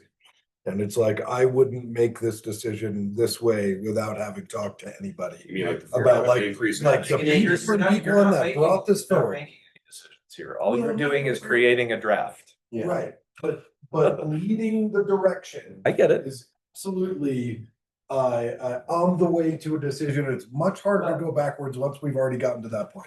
You're absolutely right, but you've got to, even on a 2-2, if you're gonna create a draft and you're 2-2 on an issue, you've got to put a pin in it at some point so that you can have people analyze it, give comment on it, tell you whether they think it stinks or if it's worth it. Yeah, but we, you know, arbitrarily going 3.5 or Oh, I'm 4%. not suggesting that you make that decision tonight. I'm just saying, yeah. What we're looking to do. So if, you know, if we want to sort of table this until maybe we find out from constituency how they feel about that. But you could discuss QCIs in both scenarios. Yeah. So We we could could- maybe start well- prepping on the other topics. Right. So, you know, the bottom line is, would there be a cap for the QCIs and or the higher percentage and or at what point? You know, and how does that change? You know, and we could go to QCIs if that's what, if we, you know, but For instance, something easier. For instance, if you Let's get rid of if you settled on and I'm not suggesting this, but 3% unlimited QCIs capped at the maximum value on the AMI table. Now, I'm loath to tie anything to the AMI table, but if you did that, that's something to analyze. Or say 4% unlimited QCIs capped at. Yeah, I mean, but then you're still stuck to the AMI schedule. Only as a cap. Meaning that price is never, meaning that price is never gonna go off the table. Right, but It's that always gonna be essentially would give considered. them the greater of. Up. No, to no, no, this it's level. not, it's not the greater of. What you were suggesting was the greater of plus unlimited QCIs, which means it's gonna go off the table, possibly. Right, very possibly. And I'm willing and open to discuss all these things, you know, like you just asked me that off the cuff, depending on where we are with this is where I'm standing. You know, and like if we all decide to not make this change right here, then my QCI decision is going to be a little different for sure. You know, I'm just trying to open up your aperture a little bit. yeah, but that's going to help, but At some point, I'm gonna try and narrow you back down. Well, and the one thing is, Tom, like, you know, those houses that are 30%, 40% have to stay within, that's on there legally. It's not like we could go, okay, now that house hit up, now it's a 40%.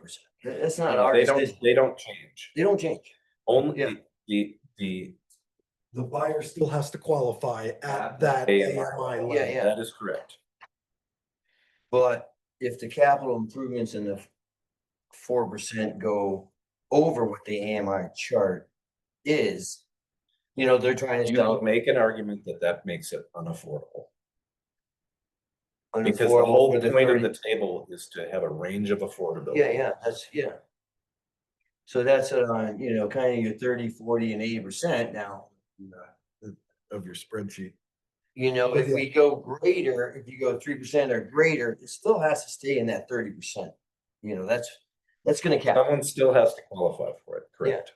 Right, but it's not gonna cap it because if we went over, then automatically somebody at 40% AMI, which I don't think we have many at 40%, but like, you know, so even 100% AMI, if you go over, then somebody at 100% is not gonna qualify for that higher amount.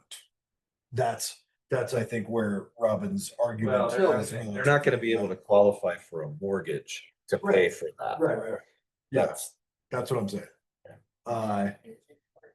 Which is important, but you know, I mean, the fair thing or the equitable thing is that to hover around where it should be, or as you know, you've already said that you know, somebody at 120% buying into 120% unit, and in this particular instance, because of where they were at, they would be buying at the 100% level. Because we're at 3% and we were not attached to the AMI scale, and you were saying that was a benefit to the incoming people, because then they're paying less. Then it's- Or, right? Actually, the way that I view it is the AMI chart is barely attainable. It's like the max affordability. I did a little bit of math a few months ago when I was trying to wrap my head around all this. And I think I was doing it right. But I was looking at, like, if somebody were to buy a house, one of the houses in the Pequot neighborhood 15 years ago, they would have been spending approximately, I think it was like 15 to 20% of their income on their mortgage, if with all the standard numbers. Today, that's 30%. It doesn't even take into account the fact that, like Noah said, food is twice the thing. How can we expect people to maintain this higher cost of living and then also spend even more on their mortgage than 15 years ago? That to me feels like, wow, we are stretching people so thin that they're not even going to be able to thrive in this. The housing market across the country in general is stretching people so thin. Totally. So the AMI, I think, is a projection of that also. Mhm.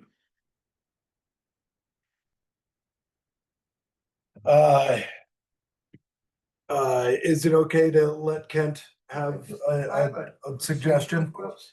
Yeah, Ken, would you come up to the microphone so we can hear you? Is that okay by you guys, Stacy? Absolutely. And, Thank yeah, you, council. Ken. Chief, real question. I'd love to comment on everything you guys have been discussing and I've followed most of it. So my question is, since I'm not allowed to comment, which is okay, how do I comment? Do you want me to send you a letter or an email or what would you like? Letter and email works great. You can comment at any other time when there's public comment. That isn't on that issue, you know, but an email would be awesome. I think comments Alright. now would be better, but Well, after this meeting, I'll send you my comments now, not at some future meeting. Thank you. Sorry to bother. Thank you. And Ken, and anyone else who's interested, if you just email council@townoffrisco.com, that gets your email to all council members at once, so you don't have to list them out individually. So it's just council@townoffrisco.com. Perfect. I'll do that. Yeah. Thank you very much. Yep, absolutely. Thanks. Okay, so,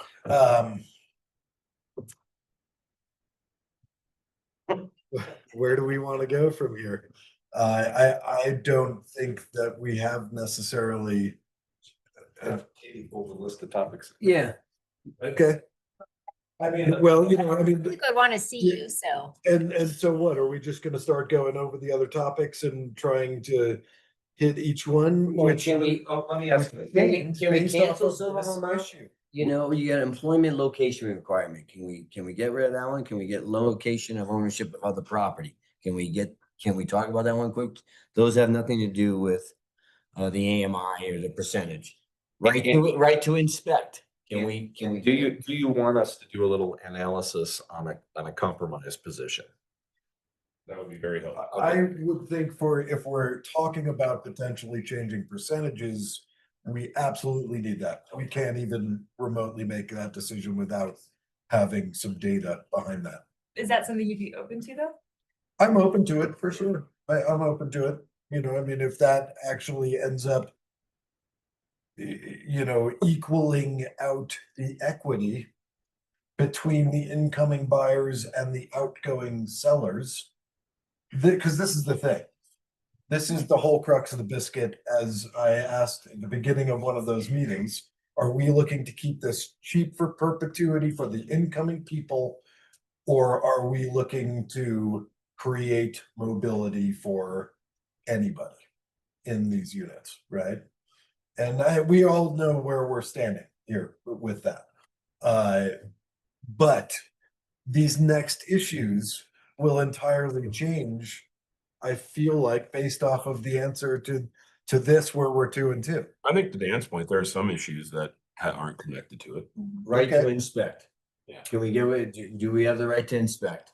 Anybody want the right to inspect? You should be able You to have have to the right inspect. to inspect. You got, I would Yeah. agree with that. Martin?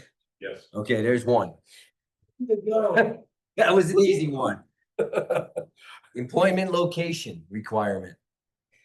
Should we just keep it the same? Can we just keep it the same? I mean, I think for me, this is the essence of workforce housing. Mhm. Is that the people who are living in these units work in the county and need to work in the county. I get that that's scary and that's uncomfortable to implement, but I mean, I just feel like, what are we doing if we're not actually making sure that the people in workforce housing work here? Yeah. So, Okay. Yeah. yes, Great. well, Second one down. But Martin, stay away. Go But I- back in, but go I- to the bathroom. Councilmember Kibbe, I need to clarify for Katie, because Katie brought this up earlier. Yeah. By stating that, that means we're going to enforce. I'd like to make a statement on that, though. When I think of workforce housing, I separate that from deed restriction. In my mind, Do you? a deed restriction, I do, in the sense that, you know, I have a hard time dictating to people what their careers are. I have a real hard time with that. But I also understand that we don't want, say, Peak One to become a vacation. A vacation home place, right, where people buy into it and they're somehow later they get a job working remotely, it pays a lot more and they move out of the county. And but I also know there's a lot of remote workers that contribute to this county, that contribute to this town. And I don't know how to make that judgment, but also I would argue we're going to be seeing a lot more remote workers coming up. Yeah, but the money, 5A money was taxed for people working and living here. So I don't know why we're even having that conversation. Well, I'm looking to- Because it's for people who work and live here, not for people remote coming here and living there. That's not what the voters voted on. Okay, so that's mute, I think. Is this at the point only of sale, or is this just as long as you live there, you cannot work remotely? Oh, One, that will force some people to be restriction. point of sale. When I'm talking enforcement, Yeah. I'm talking in You're gonna purpose. kick somebody out of their unit Exactly. because they stopped working for Vail and they started working for You know what I was reading in here? Nordstrom, Bell, Amazon, I don't know. But what about this? What about if in like, say, in my past? This gets back though to, and it's a good time to review, because Thad went over this with us. Yeah. What is the definition of, and Katie's got it up on the board, so maybe. Local, yes. To clarify the problems we have. So this is not what we have right now. That's why it says county. This is what we have right now with earns his or her living from a business operating in Summit County by working an average of 30 hours a week on an annual basis. Right. Okay, so a Resident. business operating in Summit County. Which is a pretty broad definition. Yeah. I work for a business that operates in Summit County, You do. and there are remote workers in that business that live here in Summit County. Yeah, So they would be fine then. right. Yeah. Well, because they work for a business that operates in Summit County, and That's what I that was kinda that wondering, would be yeah. that. Another way around that or loophole is like if you were working for that corporation and then all of a sudden you started a business that was going to focus at, say, Amazon, and then you open your own business in this town as whatever you are, But I you're, mean, but it's a business operating in Summit it's County. a business operating in Summit County, so I mean, that's like Yeah, I the do way see that. around it. And this is the thing, like, I'm in agreement with Dan here. I'm in agreement with what we already have as far as, you have to work 30 hours per week within Summit County, right? There's ways around. Yeah. If you're gonna be a remote worker, or if you're gonna but in order to qualify for the home, you absolutely have to meet this.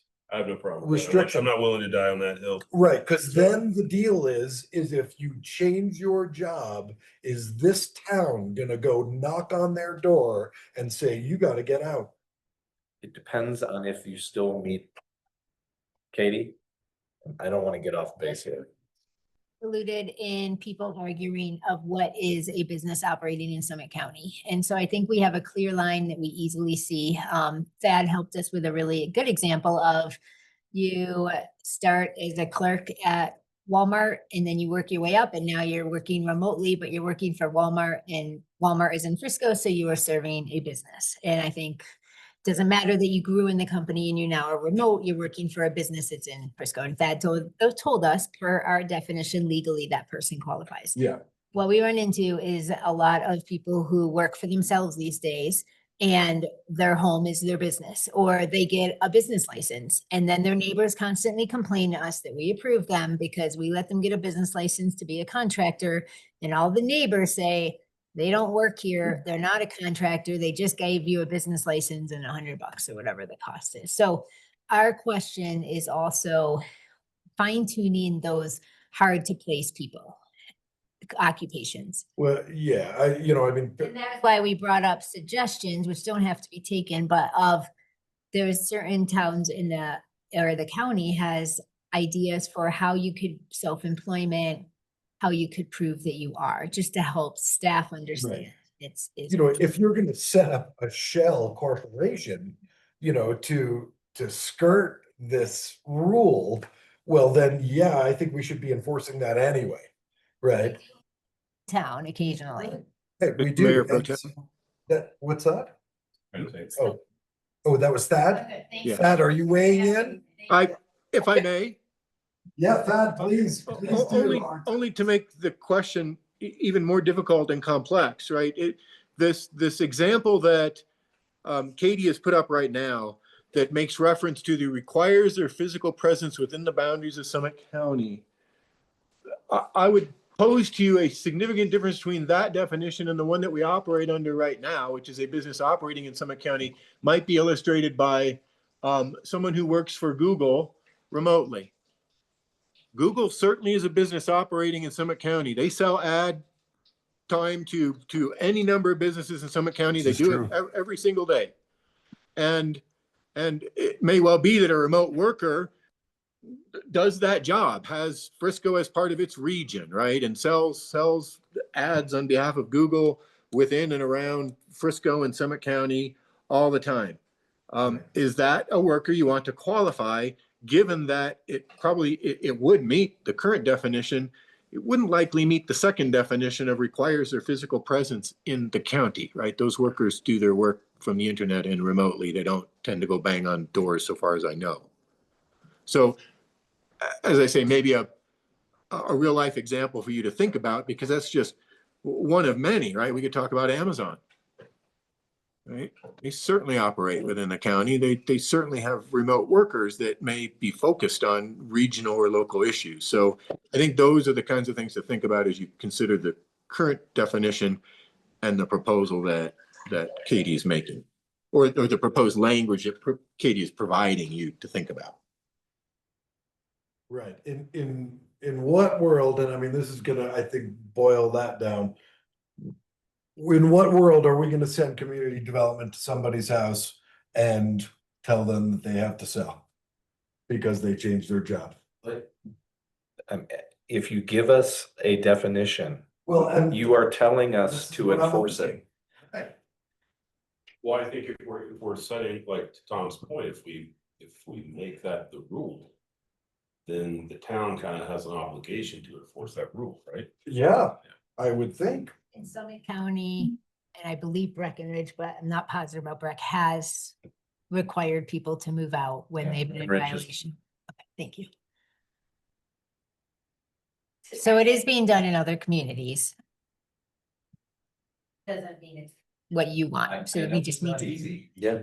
But if it's for the definition that you put forth, Right, we should enforce the definition. of course, and it's the same thing of retiring. You know, But that- Which is why we made some allowances for that. well, we changed the rules. Right. To allow that, right? To And so allow that. it's what we're talking about right now, is to change the rules. Allowing Or somebody not. to retire in their deed restricted house. Yeah. But that's always been. No, not originally, it was not. Yeah, You had to be 63 or 65 per the covenant. Oh, okay. And in 2019, the town took out the age restriction. And so it's 7 years you can remain in your house if you retire, but we don't say you have to be a certain age in Okay, order to but- stay in the house. So before it was 67 and you still had to live 7 years in that house? Yes, okay. Okay, yeah, 7 years before you can retire. Yeah. Of having been there, and if you didn't. Yeah. Then theoretically, community development's gonna give them a call and say, it's time for you to sell your house. And so, yeah, so, I feel like deed restricted housing, people know what they're signing up for. They're signing into a contract. My friends that have bought deed restricted housing know, like, if I get a different job, I'm just gonna have to leave. Like, that is just part of the conversation that at least happens amongst the people that I interact with. I feel like it would be irresponsible for us to give, the opportunity of a deed restricted house to somebody who's then going to not support the community in their employment. I know that's uncomfortable, but I think if we make that the norm, people will just know that that's coming. They will know that that's what they signed up for. And yes, they might not like it. It's not awesome, but we can't treat deed restricted housing like market rate housing. I think the conflict I see, and that I know eventually will happen. Let's say you have some working in the community, so you have different levels, right? You have your medical professionals, maybe a teacher, a fireman. Be nice to get some police officers that can afford to live here too, right? I mean, but you were talking about the little guy earlier.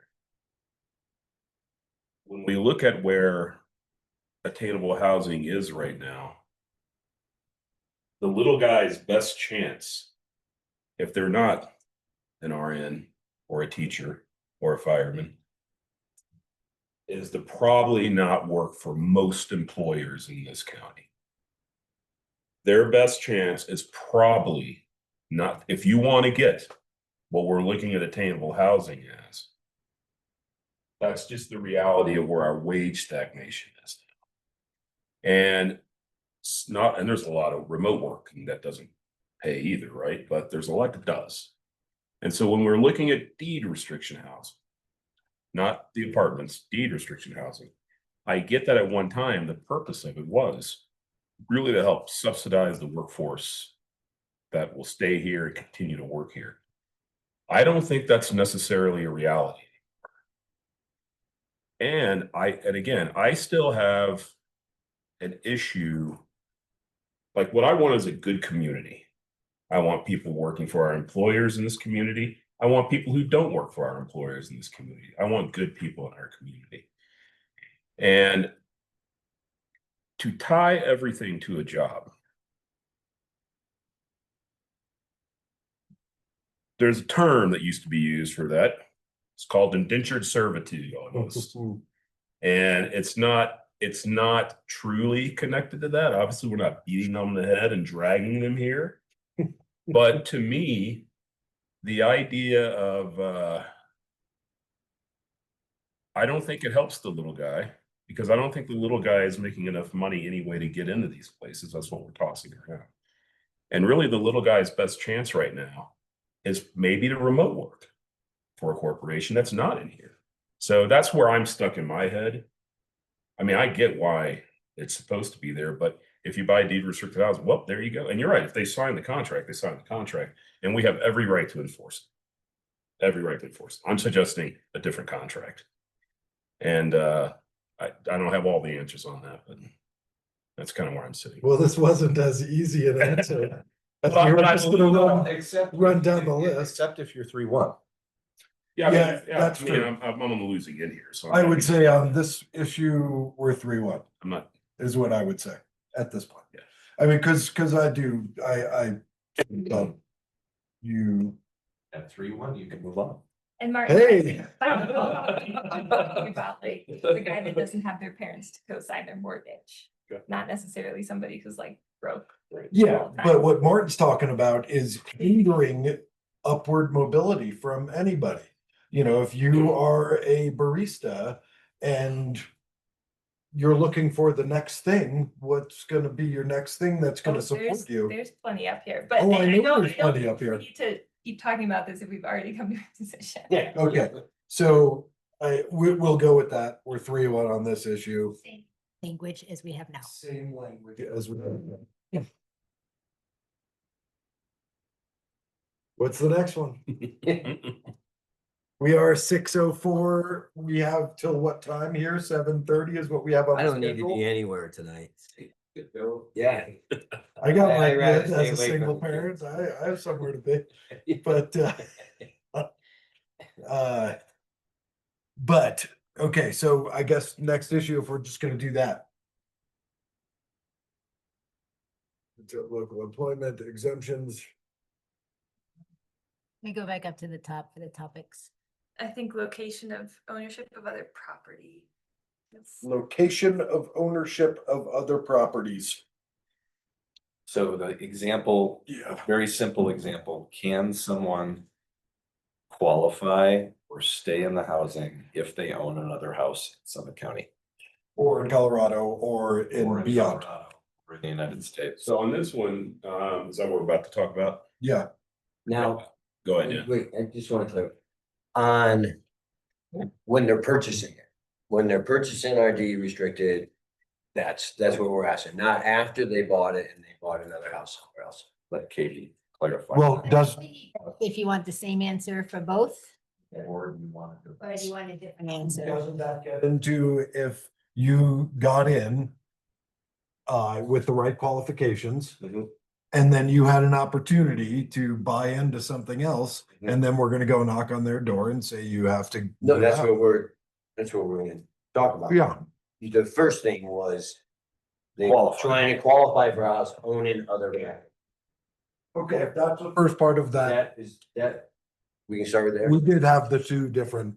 Yeah. Yes, so distinctions. the way the direction has been provided so far is you could own a property when you are trying to qualify to purchase a property. That's different what we have now. Right now, if you own a property, you have to be required to sell it within a certain amount of days at closing on a new property. And you cannot own property during the ownership of your unit. So what we're looking at changing it to is you can own one property prior to qualifying. After you own that deed restricted unit, you can own multiple properties. So the first question is that one property, if we still want that when you purchase, do you care where that property is? Can I own a property in Summit County and then qualify for a deed restricted unit in town of Frisco? It's up to the council. The one thing is they still have to qualify working here 30 hours a week. this The and that. income, It's whatever. not like a Denver person coming up and trying to get his vacation rental up, not vacation rental, but his winter home to come up and ski out of, you know. Have to be a qualified tenant too, for so. that too. You can only rent it for a year though, right? Currently, we have not been enforcing that, because we've had the direction of if it's a tenant who lives and works here, then why would we kick them out? We're providing housing to that. We're happy to start enforcing it, but you're basically kicking out people who currently have decent jobs from what we've seen on the money. Mhm. But the owner of the home is absentee in that case. Is that Sorry, in your- actually, I don't know of those. We have where I'm talking roommate situations too. Oh, that's different. Yeah. Roommate situation's different. Yeah, for sure. I'm not aware of any that are just rented that I know of We have. right now. If there are, we don't. There know. is one example that we've enforced on that in the past. And Yes, it's not, well, Katie and I have been here, but I was here for one. you, at oh, least. you were. Yeah, we did during monitoring, have somebody who revealed that they lived in another state and they were renting their unit. And so we did require them to sell that unit because they weren't coming back. Right. Sorry, during monitoring the last year or two, I am not aware of anyone who is fully renting their unit for a Right. year or more. I mean, we had a county commissioner doing that. Well, not here in Frisco. Not here in Frisco, Yeah. in, my elected officials, that was the case. So how do we feel about that? Originally, I think my position was I didn't have a problem with one home ownership. I have changed my position in this, that I would not like to see, and I'll explain why, but I'm against owning a home in Summit County and then trying to get into deed restriction. And I think the difference for me is there's more of a likelihood, say, of someone who moved here from Nebraska, their family passes away or something, and they inherit some house in Nebraska. Maybe they're owning it, maybe they plan on selling it, maybe they don't. I'm less concerned about that than if you own a home in Summit County, what are you doing looking for another home in deed restriction? Right. So Well, how about Denver? yeah, that's what, so I start with You Summit know, County, I know. yeah. Summit County regional or. Yeah, I don't know, that's I'm, why. I'm fine too with like you saying in Nebraska, they get a house or they live in Minnesota and they're moving to Summit County because they got a job here. Now they're applying for that. And they rented their house in Minnesota, but I'm stuck in between that Colorado one, Okay. Colorado Springs, Boulder, Yeah. Denver people. And keep their house there and then move up here. I and can think do of all deed kinds of restrictions. scenarios where that would happen. Yeah, so where are you guys at? And I would draw the line with Summit County or neighboring counties. Any county that butts up to Summit County, if you own a house, you're not qualified. Yeah. how do you feel about Colorado in general? Yeah, in Colorado, I think You know, something like if you have a house in Colorado and your moves for up, you know, to get a deed restricted house. That, you know, I'm kind of wondering, I'm fine with the out of state one, you know, if somebody has something. And moved here because they still have to qualify to work 30 hours a week, work for a business here, you know. And same with Denver one too, you know, but I think right now, I would, after putting some thought into this past couple of days, this is something I just recently started contemplating deeper from my original position. Yep. I think I'd be okay with not in Colorado. okay. I would be okay with that too. Yeah. And we got 3-1. Well, Andy didn't stay, so you don't know if we won or We don't, three. no, we might have 4-0, but we 3-1. Perhaps you get away with not having to say anything. Yeah. Well. You know, theoretically, I should be the tiebreaker instead of starting out with my opinion, theoretically. But You can be a tiebreaker. you, Oh, no. no, there's no The tie tiebreaker. break here. Yeah. So we'll move on. If that was an answer enough for you. Answer is you can own a house that's outside of the state of Colorado when you buy a property. Okay, now what about the properties you can own after you own? Same regulation or? The property's what, Kate? Yeah, after So, yeah, they once own you now. own, and you then have the opportunity to say, buy something in Denver or say, Mhm. buy something anywhere else in Florida as a short-term rental. Is that okay, or is that acceptable beyond what point? You know, how many units or not, See, or? that's how you stay employed in Summit County, because now you're running a business. You can set up that business that is running properties in other states. Yeah. You know, I mean. You can have a there's- licensed business in Frisco or in Absolutely. Summit County that manages property anywhere. You know, and that's, it's not loophole because you are Absolutely. operating your business that way. And this is one of those things where it's like, you know, are you still a contributing member of the community? You know, yeah. You're still paying sales tax, you're still, you know, patronizing businesses and all as you're living here, right? But You know, how many? I'm Or, fine with that out of the state. Again, you know, if you want to acquire property out of the state and this and that, you know, I'm pretty fine with that, but do we?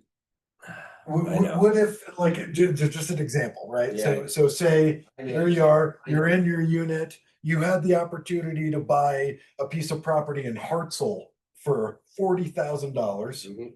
And you took it because you know what, maybe I'll retire someday Yeah. there, you know, like. Yeah. Yeah, Well, that would be a piece of land, but. Yeah. it would be, but there'd be a house there maybe, or not. Can I ask Not a in- question? Not in Hartsel. How is this enforced? It's, Well, it is all based on self yeah, reporting, because we they can, we cannot research every county and. other counties, other states. That's if Well, if they're it's neighbors. for, like if the people who own here own other properties here. Yes, so. You We can do complain. that. We don't actively look. That's the way. If if they're in monitoring, usually everyone will say, I don't know other property and no one's looking into it. If they, we 2 or 3 times since I've been with the town, originally not in this role, the complaints that we received were neighbors complaining about other neighbors that they own property. I think they were always in the Front Range. And we would then talk to the owner. Those cases tended to be unique situations where I think we mentioned it at a prior meeting where they had elderly parents and they needed to get their name on a mortgage and they were going down there a lot to help take care of family member, but they were working here, but the neighbor didn't have a good relationship with their other neighbor and they complained and we did clear all of them based on the unique Yeah, circumstances. mind your own business. I did, yes. I mean, you know, that's the thing, it's like to lay it on you to then have to enforce is not okay, just because you know, you have some judgment on your neighbor. You know, I mean, that's bull. The relations department though. Yeah. I mean, talk to Joe and Kyle, that's all they do with. Yeah. That's what we have said. Make that more difficult for you guys that way. I just think You it's know. important. So it is, if we don't dig, we've only looked into it when someone has complained about their neighbor. And it's the same thing with employment. We have cleared them. Yes, we have cleared them. You know, so the answer being, we won't change it, we don't change it, we're keeping it as it is, or we're saying. Well, what's the regulation right now? Is it up here? Sorry. Huh? You can't. Can't own anything, so we are changing it, so So we we look, are changing it. yeah, we're looking at it, Yeah. or we wanna keep it the same. Right. Yeah, we can keep it the same. A lot of people complain in just general wealth of, I should be able to own an investment property, or I should be able to share a cabin in Wisconsin with my brother. And Mhm. that's why we brought it up as a topic. Staff isn't supporting it or not supporting it, but we hear, and all the topics are things we hear people Yeah. enough that we feel like we should look at them. I think when we initially talked about this topic, the discussion was mainly centered around this idea of we don't want to stifle people, we want them to be able to build wealth.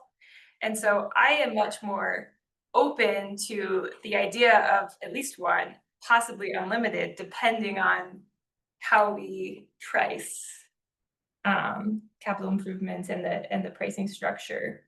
Yeah, some of that comes into play for sure. Because the way that I see it, yeah, the way that I see it is I want people to build wealth. I don't want to hold people back. And there has to be some parameters. As a thought experiment, I would not be for any position we would have that would prevent people from buying into a mutual fund. I don't know why I would prevent. That's people. asset limitations, which. Unless you bring it Once- back once up, we they're won't in, do Once that. they're in, once they're in housing, okay, once they bought in, I don't want to prevent people, forget about retirement funds, just investing their money. And so you could argue the house is an investment platform, right? A It lot of is. times. So I have a hard time really, once someone's in, saying, no, we don't want you to get that. Just keep it down here if you would. Well, the thing is, if you get that wealthy, then we would be Well, then there- essentially forcing you to sell your home. But then there's an Uh, income issue. But, you know, but then that leads to that, because the bottom line is to get into your place at an income level, then Right. you have to meet that income level, Right. you know, that's what it is. So like if they And, buy a house and they just are trying to wait for the increase in investment value, or are they renting it? If they're renting it, then we're looking at their income level at that point, right? That's active income. Mhm. Yeah. And then does that get considered as income on? And then we've decided to not necessarily change your income level, you know, I mean, because if you're 100% AMI because you're a nurse or a teacher, and then all of a sudden you had an opportunity, you got into a place in Denver or Florida to rent out, and that's other income, and that now changes your income. We don't limit people, like once they're We're in. not. they're Once in. they're in, they're in, as long as they keep working here, Yeah. right? So if they buy if for whatever reason, they were able to buy 3 condos that they were renting, which is highly unlikely, but that they were renting. Yeah. That would then be active income. Their income is increased. Yeah, Or but maybe we're that's their not only hindering job. that, Well, we're not hindering that, right? right? We're just So- asking them to be employed in the Which they company. would Bill. be. They would be. Yeah, it crosses over a lot of things. So does that, I don't have an answer to how, if you have a limitation to geographic area after you purchase. okay, I think you're all in agreement still with the same, you can own property. We just need to know anywhere or geographical limitation. I'm okay with after you've qualified it in that you can own property anywhere in Colorado, but not before. and anywhere in the world. Anywhere in Colorado, including Summit County. I would say including some county, because that could be a business opportunity. For some. You could buy a Dillon Valley East condo and start renting it. I don't know. You know, I would say outside of Colorado. Dan, you said outside of Colorado, right? Yeah. Yeah. Well, I mean, if they do buy a place, let's say, and theoretically, it might not even be realistic that this could happen, but let's say they save their money for a few years. Say they're frugal, whatever. And they're able to get a down payment on a market rate rental.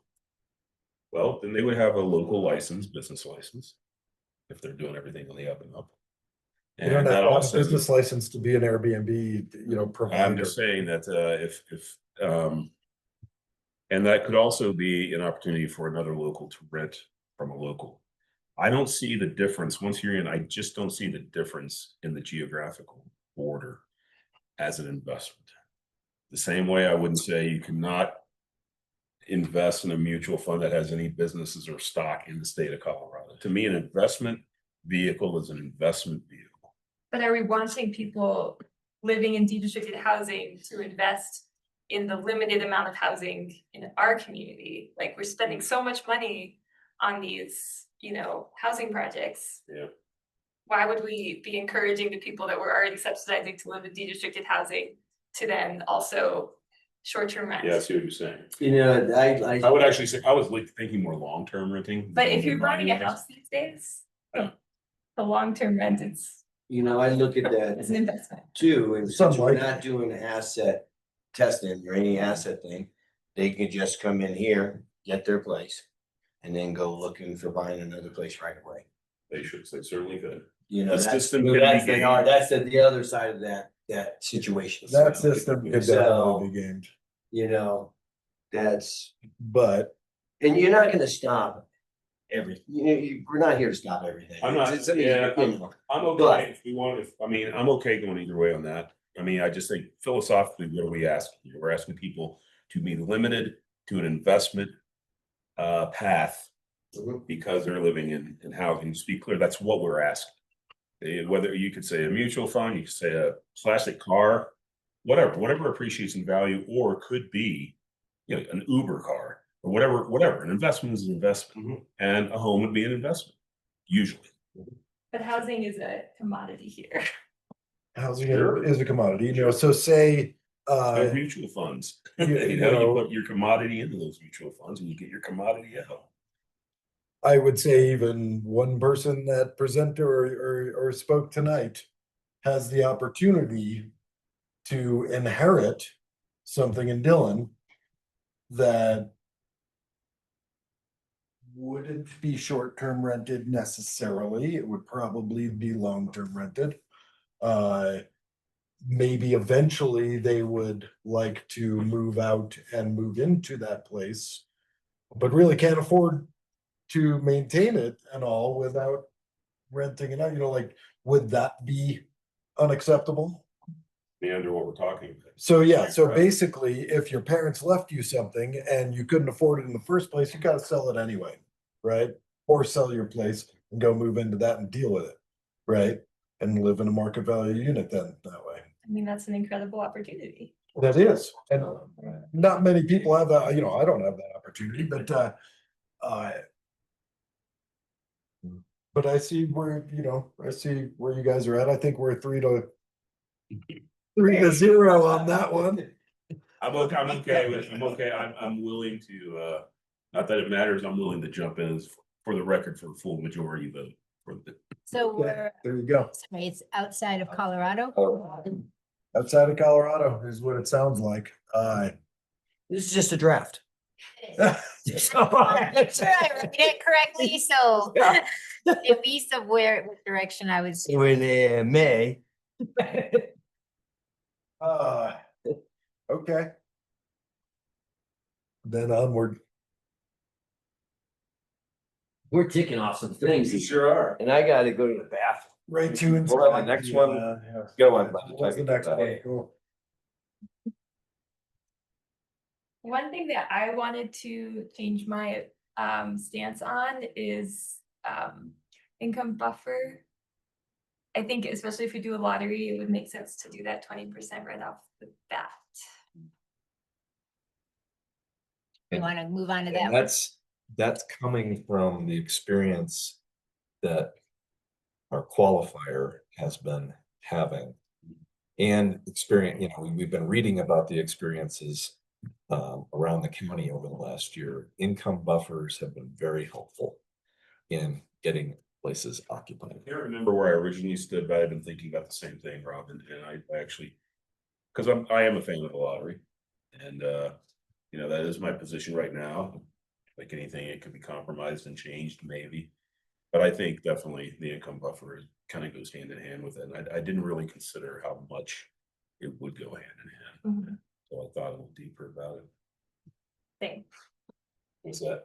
same. Yeah. And if you agree, Andy, you could settle this one before Dan gets back. You know, yeah. Well, what do you think, Mayor Pro Tem? I don't see a problem with an income buffer. That's fine. We're moving on without you, Dan. You need to go to the bathroom?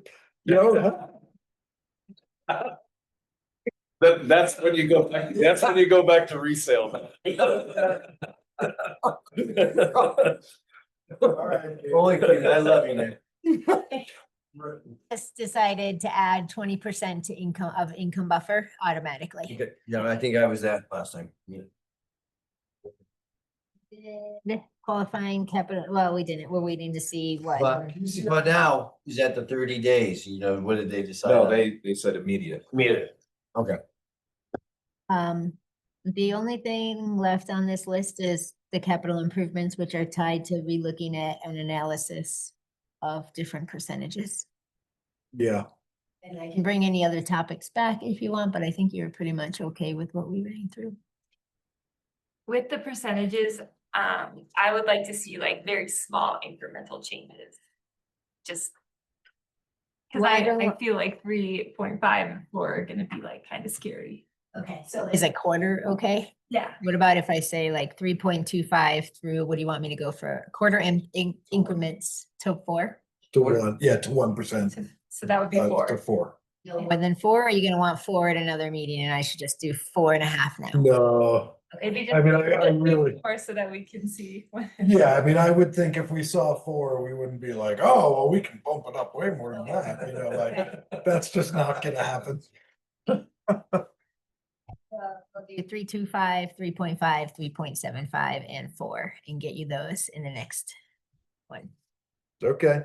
So then capital improvements, we're not talking about it. Well, I don't think so, because that's fully attached to that in some fashion, unless you're asking me alone, Yeah.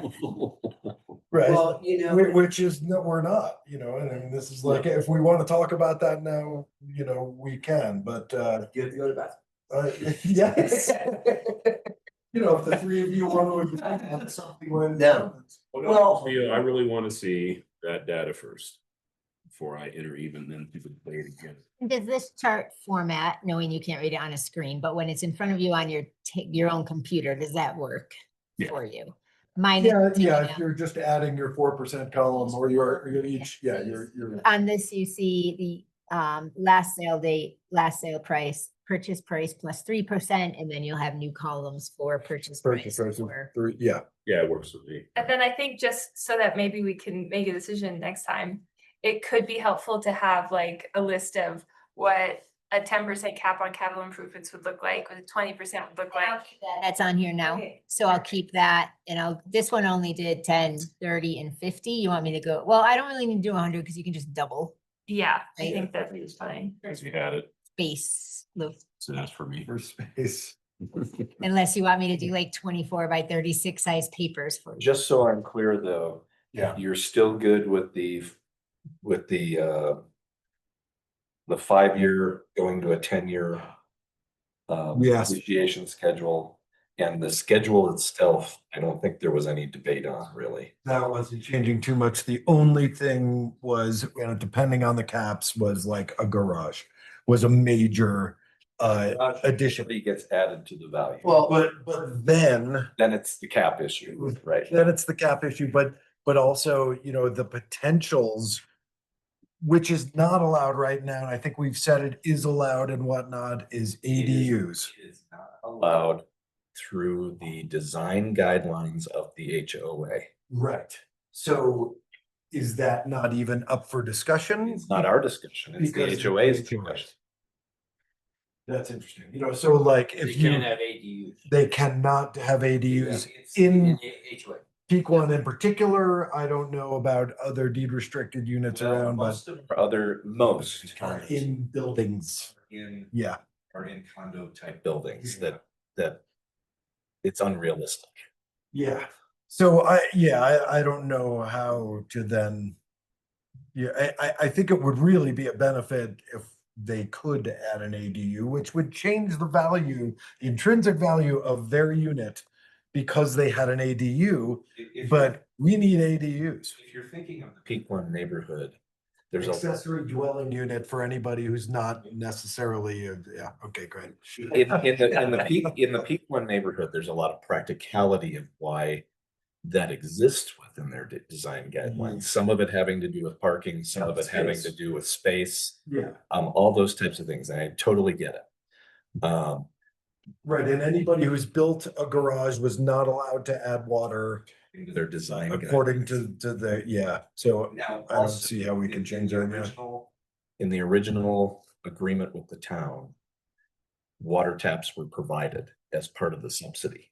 Okay, well, that's good. And, So that was and a thing. the other, there's a lot of hurdles to an ADU, like buying another water tap, you know, that another sewer tap, that the practicality of it is a whole other issue. Okay, so aside from deed restricted places, you know, our ADU rules were very restrictive for somebody who owns whatever, you know, and I don't want to name names, but you know, somebody who owns a market value townhome who has enough space within the plot per planning to maybe add something over their garage as a workforce unit. I feel like somehow, and this is outside this realm of this discussion, but somehow we should make this a little more attainable for people who would want to do it, because nobody's done it because they're hindrance. Yeah, and even when the county has put in programs at their, under their planning to subsidize that, it has still been unpractical. Yeah. Yeah. You're subsidizing if you're Unpractical, that's not a word. Yeah, if there's any way that we could end up getting more some ADU units, we should. Not very top, but it's in the top 5 code amendments you're gonna see on calm down. Yeah, It's a couple of months. then we're at least walking down that road. That with inclusionary zoning, which I know is coming, so I appreciate. Now, I know, based on comments from folks that are in deed restriction housing, there's a lot of different perceptions around the town's willingness to allow ADUs. It's outside of our And hand. they can discuss that with us, but that's what we understand today. Yeah. And so That's I'm what not I trying to understand. counteract anybody that has a different viewpoint or perception of what is allowed or not allowed with ADUs, but Yeah, okay. All right. So I would, on the capital improvements, and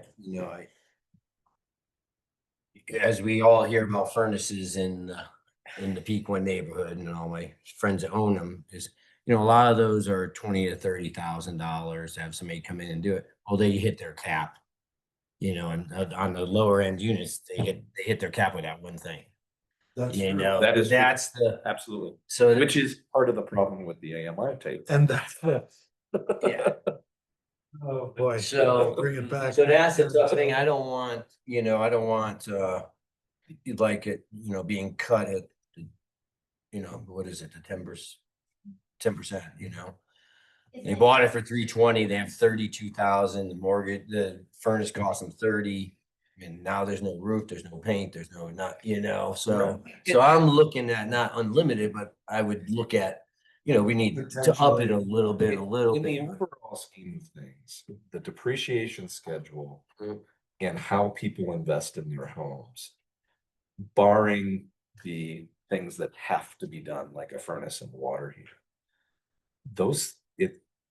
that depreciation schedule is going to take care of a lot of that You know, there's very few people that are gonna go across the table and say, I'm gonna spend money on everything on that table right before I sell. Sure. Because then they don't get to enjoy any of it. They're just providing it to the next buyer. That would be the practical. Yeah. Compared to market value is gonna do that at time of sale because they can get more. Depends on how much they're for gonna get their back for investment. that investment. I mean, but there's plenty of research for a market rate value home to say, you know, you're gonna get that back in a bathroom and a kitchen versus, you know, flooring, for instance, you know.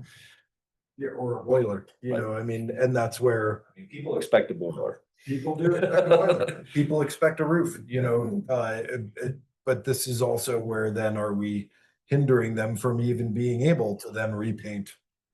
You know, do we require them to repaint, you know, and do we subsidize that sort of thing with the loan program? And I don't know how that crosses over if, you know, as we've defunded the loan program at this point. But, okay, so Dan, you're up for expanding the potential on level of QCIs on some sort of cap. Yep. If there was one. Robin, how do you, you know, just sort of overall without being in the place of agreeance on the Yeah. values? I think overall, I think a cap would be wise. I don't know what that number looks like. I think that depends on what else we choose. But yeah, okay. You say the same? Yeah, I think my opinion could vary based on what we're gonna see the rest of this conversation. Yeah, I mean, okay. I think originally I was okay with unlimited. I mean, I just think the odds of someone in Pequanno or an area blasting out so much that it's gonna make this place unaffordable, especially with depreciation, unless they did it right when they were gonna they'll sell. sell it. It could happen Do we want to make it open to more loopholes though. that we might have to close up later? Yeah. Well, if it was unlimited, it wouldn't be a loophole. They just do it. That would be the case. Yeah. For sure, and most of what we're imposing potentially opens up for loopholes. You know, I mean, there's whatever, a trust, you know, you can't own something in the state, and so your parents put it in a trust to you or whatever, and then you can own it, bless you. And, you know, so there are loopholes. As long as they're working 30 hours for a company in here, you know. You're still meeting the requirement. Yeah. The minimum requirement, which is the thing, you know, so. They're a trust funder, but they have to work. Is that? So they probably won't be buying a house. Do a 10% in the spreadsheet anymore. I'll go a little higher based on what I've heard. I don't think any of you are really supportive of a 10, so I'll give you numbers that are a little higher. Okay, Sounds great. that's great. Thank you. Yeah, more data, obviously, we always end up with more data. More work, lady. You wanted what I need to give you, that is totally fine. Okay. And well, do you have enough at this point? For what, okay, well, there's that. We actually got somewhere, maybe. And I think for the public, we don't know when we'll have the next work session. It'll come down to timing. I know our next few are definitely booked. So they'll just have to stay tuned to the agendas and be on the email alerts and talk to you all, so. Yeah, okay, that's. We like to try to announce the next meeting, but I don't think we're, at this point, know what we'll have. I just want to say that I really appreciate all the work that you have Um, done, Katie, and all the staff.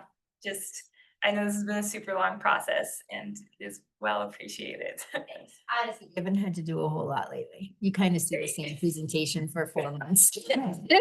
Sneaky. And well, and we, you know, the bottom line is we're just not changing very much, and it's, what has changed is the council, and, you know, that's what makes it more difficult. There's a lot more fun topics coming next week.